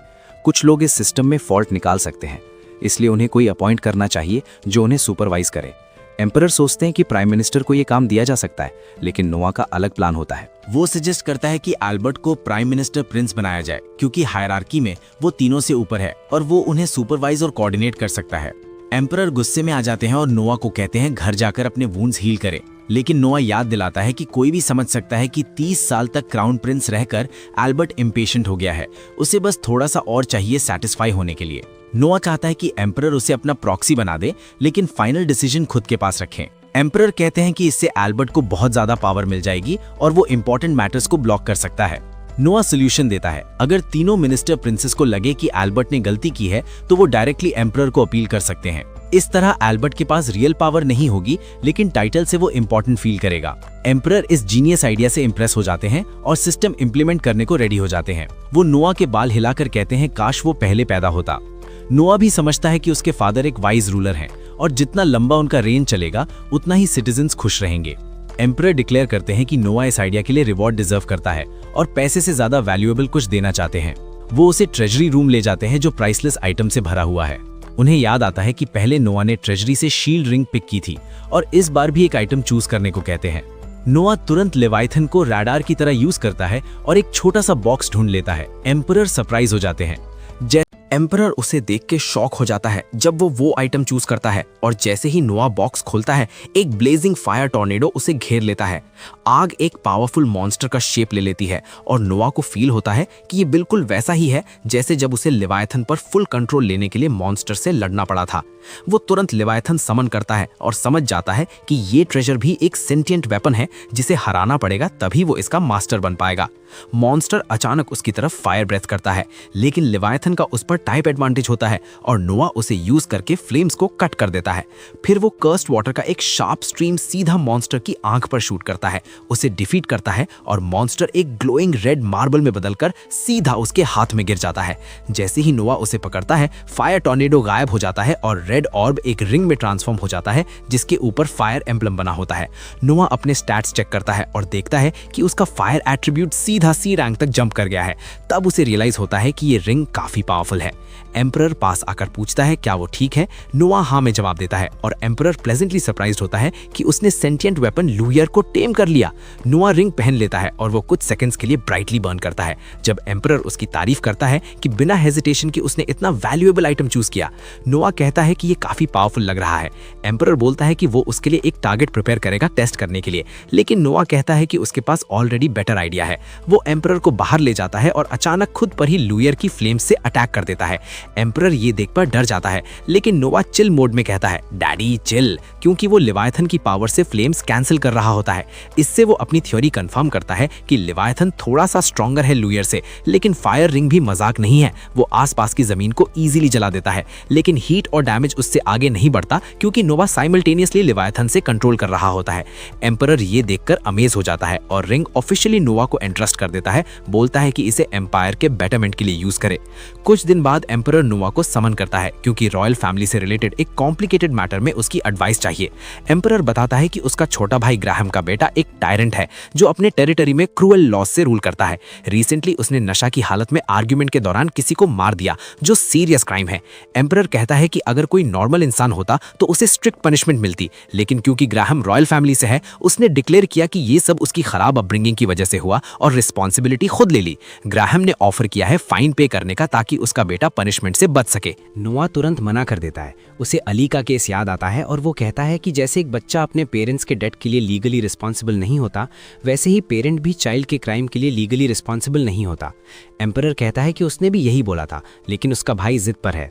नोआ रिपोर्ट पढ़ता है और देखता है कि ग्राहम $30,000 देने को रेडी है, जो कैपिटल में रहने वाली नॉर्मल फैमिली की साल भर की इनकम का 250 गुना है। एम्परर पूछता है क्या करना चाहिए। नोआ क्लियरली रिफ्यूज करता है किसी ऐसे इंसान से फाइन लेने से जिसने क्राइम किया ही नहीं, चाहे वो वॉलंटियरली क्यों ना दे। अचानक एम्परर पूछता है क्या वो एक नया लॉ ला सकते हैं जिसमें वॉलंटरी फाइन्स लेकर सॉफ्टर पनिशमेंट्स दी जा सकें। तब नोआ समझ जाता है कि उसके फादर क्या सोच रहे हैं। एम्परर ओपनली मान लेता है कि रॉयल ट्रेजरी की कंडीशन अच्छी नहीं है क्योंकि कांस्टेंट डिजास्टर रिलीफ कैंपेन्स और रेबल्स को सप्रेस करने में काफ़ी खर्चा हुआ है। नोआ सिचुएशन समझता है लेकिन डिसएग्री करता है। वो कहता है अगर ऐसा लॉ पास हुआ तो लोगों को ये मैसेज मिलेगा कि जब तक पैसा है तब तक क्राइम कोई प्रॉब्लम नहीं। इससे जस्टिस सिस्टम मजाक बन जाएगा, सिर्फ रिच लोग फाइन्स पे कर पाएंगे और टॉप गवर्नमेंट लेवल्स में करप्शन स्काई रॉकेट करेगा। नोआ कहता है फंड्स की शॉर्टेज को बेटर और मॉरल तरीके से सॉल्व करना होगा। एम्परर अपनी गलती रियलाइज करता है।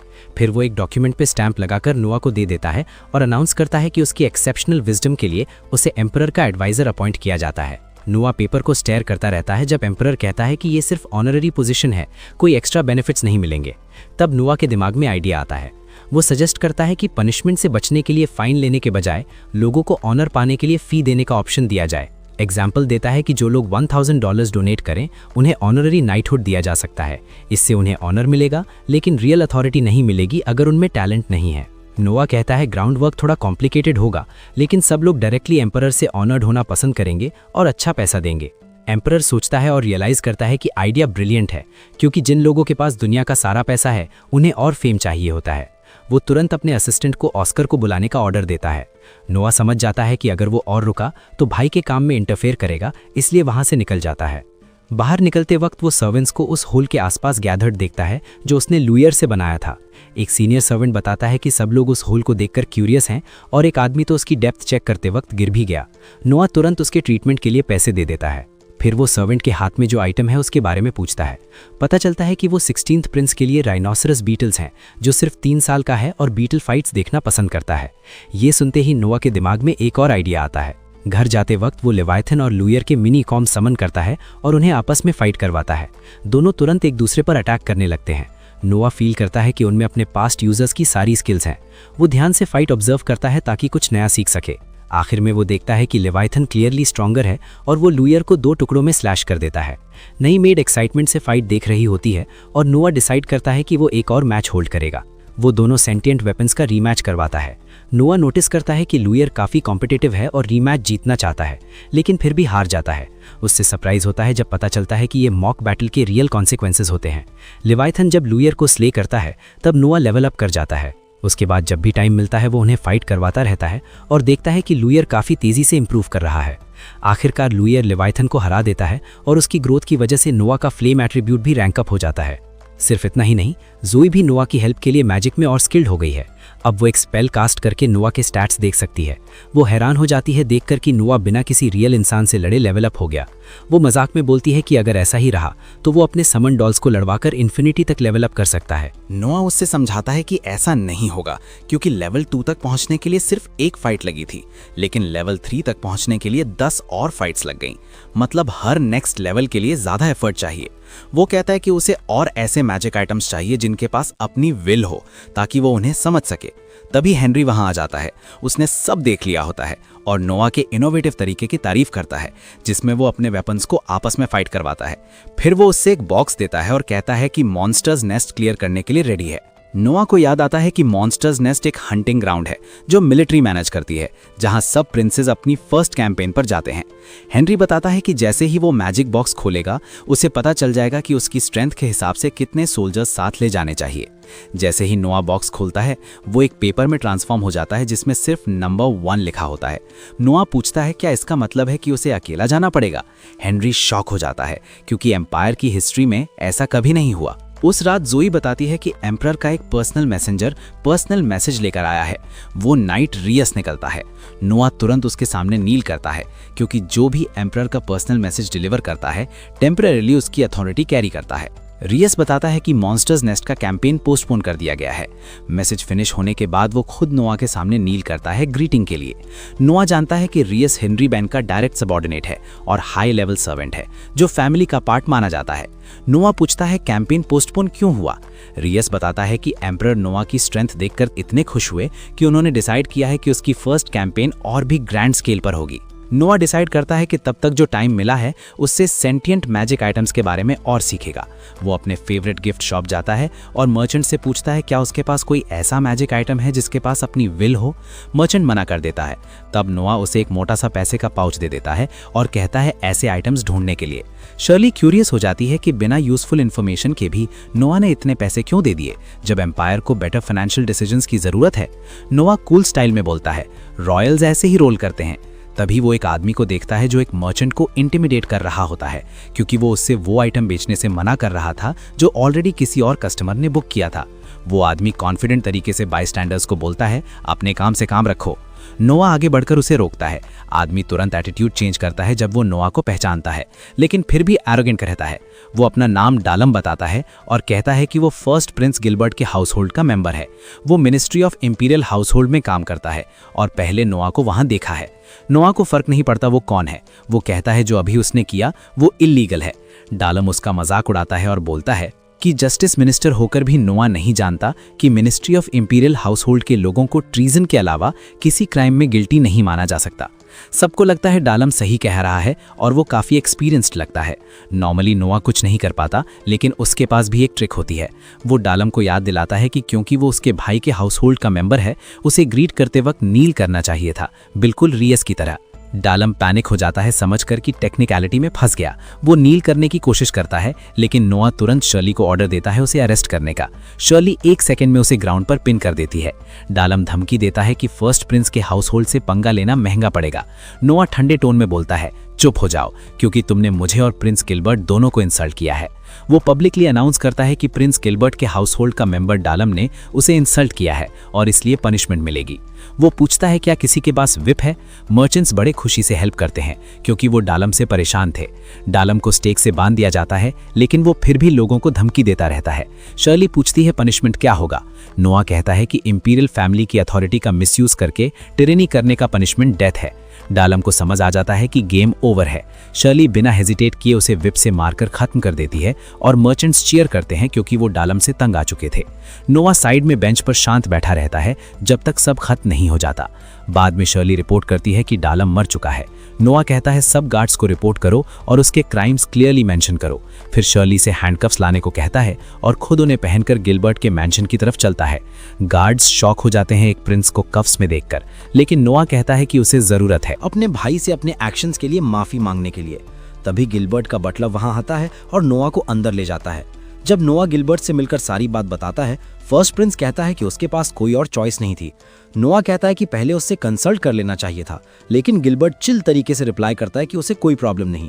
वो क्लेम करता है कि उसे डैलम नाम का कोई इंसान याद ही नहीं जो उसकी सर्विस में हो। बटलर याद दिलाता है कि कुछ साल पहले उसे ministry of imperial house hold भेजा गया था। गिलबर्ट कहता है हाँ, अब याद आया, उसने डैलम को उसकी घटिया पर्सनालिटी की वजह से निकाल दिया था और वो अब उसके हाउस होल्ड का हिस्सा नहीं है। वो बटलर को ऑर्डर देता है कि नोआ के कफ्स खोल दिए जाएं और फिर नोआ का शुक्रिया करता है कि उसने डैलम को हैंडल करके उसकी रेपुटेशन बचा ली, क्योंकि डैलम उसका नाम पर्सनल गेन के लिए यूज कर रहा था। इसके बाद नोआ घर लौट जाता है। शर्ली पूछती है जब गिलबर्ट इतना नॉनशलेंट था तो कफ्स पहनकर जाने का क्या पॉइंट था। नोआ कहता है गिलबर्ट ऊपर से चिल लग रहा था, लेकिन अंदर से वो फ्यूरियस था, पर वो सीन क्रिएट नहीं कर सकता था क्योंकि एम्परर 13th प्रिंस को ज्यादा फेवर करता है। नोआ कहता है गिलबर्ट उसे अपना एनिमी समझता होगा इलीगल स्लेव ट्रेडिंग डिस्टर्ब करने और डैलम को एलिमिनेट करने के लिए, लेकिन उसे अच्छा बड़ा भाई बनने का नाटक भी मेंटेन करना है जो छोटे भाई की सिंसियर अपॉलॉजी को तुरंत एक्सेप्ट करता है। शर्ली उसकी क्विक थिंकिंग से इंप्रेस्ड होती है, लेकिन नोआ श्योर है कि गिलबर्ट ज्यादा देर शांत नहीं बैठेगा। अगली सुबह नोआ का बटलर डिलन बताता है कि ministry of imperial house hold से एक विजिटर आया है। विजिटर अपना नाम ऑट्स बताता है और कहता है कि डैलम को हैंडल करने का तरीका देखकर वो इतना इंप्रेस हुआ कि नोआ के अंडर काम करना चाहता है। वो कहता है मौका मिले तो कुछ भी करेगा। नोआ उसे एक्सेप्ट कर लेता है, लेकिन अंदर से सस्पिशियस रहता है। जैसे ही ऑट्स चला जाता है, नोआ डिलन को ऑर्डर देता है कि उसके बारे में सब कुछ पता लगाए। अगले दिन जब नोआ को मेड्स रेडी कर रही होती हैं, डिलन रिपोर्ट देता है। वो बताता है कि ऑट्स ने अपना बैकग्राउंड छुपाने की काफी क्लेवर कोशिश की है, लेकिन सच ये है कि वो और उसके पेरेंट्स फर्स्ट प्रिंस के पुराने सर्वेंट्स हैं। डिलन समझाता है कि नोबल्स अपने हाउस होल्ड मैटर्स बहुत स्ट्रिक्टली हैंडल करते हैं, इसलिए उनके क्लोज सर्वेंट्स का बाहर के लोगों से इंटरेक्शन लिमिटेड होता है। कभी कभी नोबल्स अपने सर्वेंट्स की शादी रेकमेंड करते हैं और उनके बच्चे ऑटोमेटिकली उस हाउस होल्ड का हिस्सा बन जाते हैं। डिलन कहता है ऑब्वियस है कि ऑट्स प्रिंस गिलबर्ट का स्पाई बन के आया है। नोआ कंफर्म करता है और ऑर्डर देता है कि ये बात किसी को ना बताई जाए। अब जब उन्हें पता है कि वो स्पाई है तो उसे अपने फायदे के लिए यूज किया जा सकता है। डिलन नोआ की ऑब्जर्वेशन और इंट्यूशन की तारीफ करता है, लेकिन असली रीजन इंस्टिंक्ट नहीं था। जब नोआ ने ऑट्स को एक्सेप्ट किया, उसके स्टैट्स जरा भी इंक्रीज नहीं हुए। इससे क्लियर हो गया कि वो लॉयल नहीं है। तब डिलन एक और मैटर बताता है। नोआ के फेवरेट गिफ्ट स्टोर का ओनर आया है क्योंकि उसने वो आइटम ढूंढ लिया है जो नोआ चाह रहा था। नोआ खुश होता है कि उसने जो 10 ग्रैंड दिए थे वो काम आए और तुरंत उसे बुलाता है। मर्चेंट रिस्पेक्टफुली ग्रीट करता है, लेकिन नोआ सीधा आइटम दिखाने को कहता है। मर्चेंट अपने लोगों को सिग्नल देता है और एक बड़ा पेंटिंग रूम में लाया जाता है। क्लॉथ हटाकर वो एक खूबसूरत लड़की का पोर्ट्रेट दिखाता है। नोआ पास जाकर इंस्पेक्ट करता है। मर्चेंट बताता है पेंटिंग का नाम हीवा है और ये एक फेमस आर्टिस्ट ने बनाई थी। ये ऑर्डिनरी पेंटिंग नहीं है।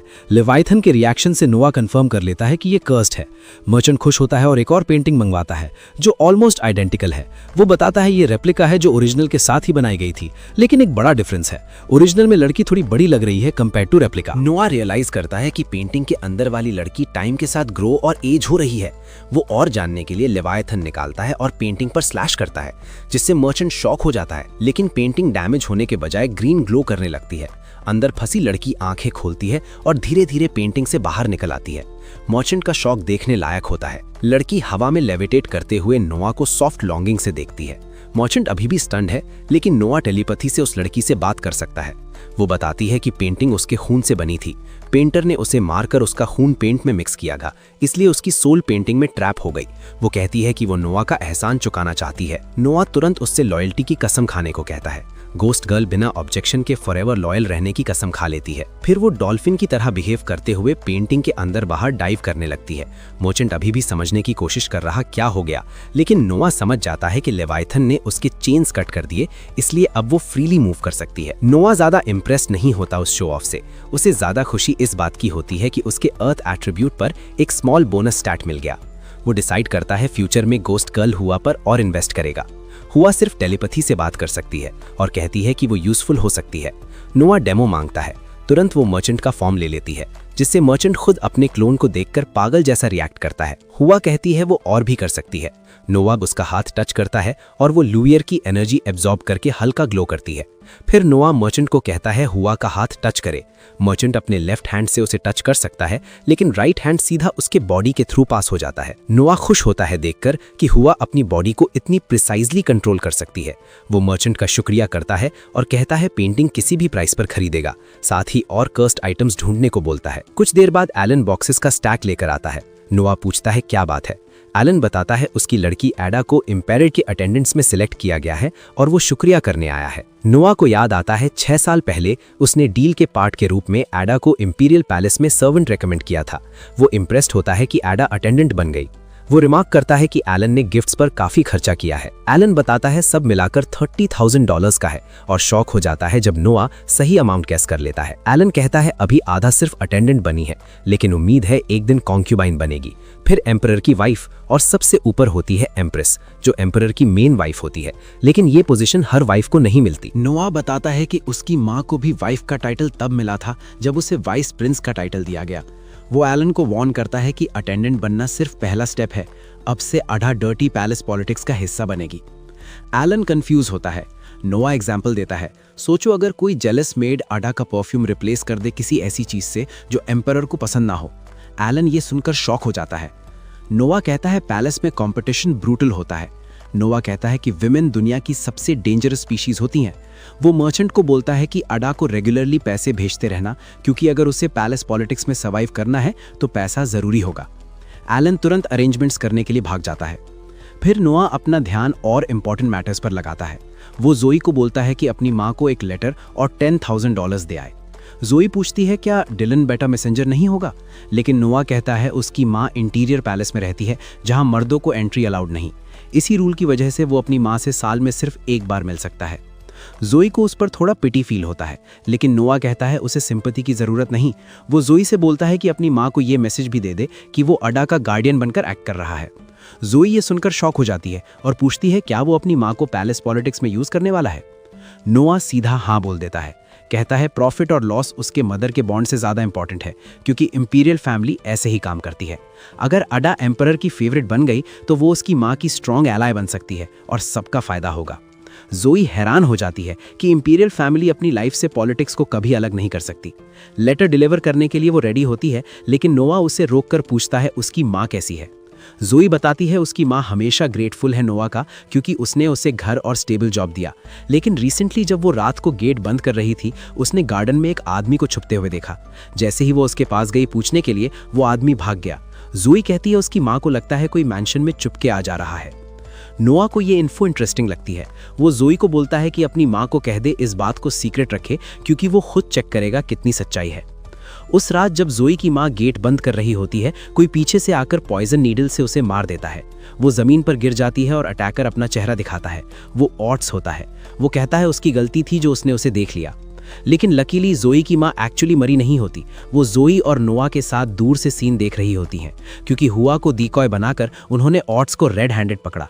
नोआ हुआ को रिट्रीट करने का ऑर्डर देता है और वो प्लेफुल तरीके से अपने असली रूप में आकर गायब हो जाती है। नोआ जोई और उसकी माँ को बोलता है कि वो अपने गांव वापस चले जाए, डेड बॉडी को दफनाने के एक्सक्यूज कमाकर। वो कहता है ऑट्स को पता नहीं चलना चाहिए कि जिस औरत को उसने मारा समझा वो जिंदा है। तब तक लो प्रोफाइल रखो जब तक उससे डील नहीं कर लिया जाता। जोई और उसकी माँ इमोशनल हो जाती हैं। जोई पूछती है क्या सच में ठीक है ऑट्स को ऐसे जाने देना। नोआ कहता है टेंशन मत लो, हुआ ऑलरेडी उस पर नजर रख रही है। अगली सुबह एक शांत कैबिन में लेक के पास ऑट्स उठता है और देखता है उसके चेस्ट और स्टमक पर सीरियस इंजरीज है। वो पेन से हिलता है तो नोआ कहता है ज्यादा मूव मत करो वरना वुंड्स खुल जाएंगे। ऑट्स कंफ्यूज्ड होता है। नोआ बताता है कल रात उसे स्टैब किया गया था, शॉक की वजह से उसे याद नहीं होगा। नोआ कहता है कल रात जब उसने अपने हैंडलर को रिपोर्ट किया कि उसने एक औरत को मार दिया, तब हैंडलर ने ही उसे स्टैब करके रिवर में फेंक दिया, क्योंकि वो स्पाई के तौर पर फेल हो गया। लकी था कि हुआ वॉच कर रही थी और नोआ उसे बचा पाया। नोआ कहता है उसे हमेशा पता था ऑट्स को डिस्कार्ड किया जाएगा, बस इतनी जल्दी होगा ये नहीं सोचा था। ऑट्स शॉक में आ जाता है कि नोआ ने उसे इतनी आसानी से रीड कर लिया और उसका डाउनफॉल प्रेडिक्ट कर लिया।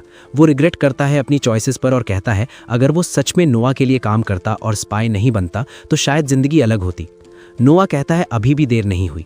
ऑट्स बिलीव नहीं कर पाता कि नोआ उसे फिर से सर्वेंट एक्सेप्ट करेगा। नोआ कहता है एक कंडीशन पर, अगर दोबारा बिट्रे किया तो पनिशमेंट डेथ से भी बढ़कर होगा, लेकिन वो ये भी प्रॉमिस करता है कि फेलियर पर उसे डिस्कार्ड नहीं करेगा।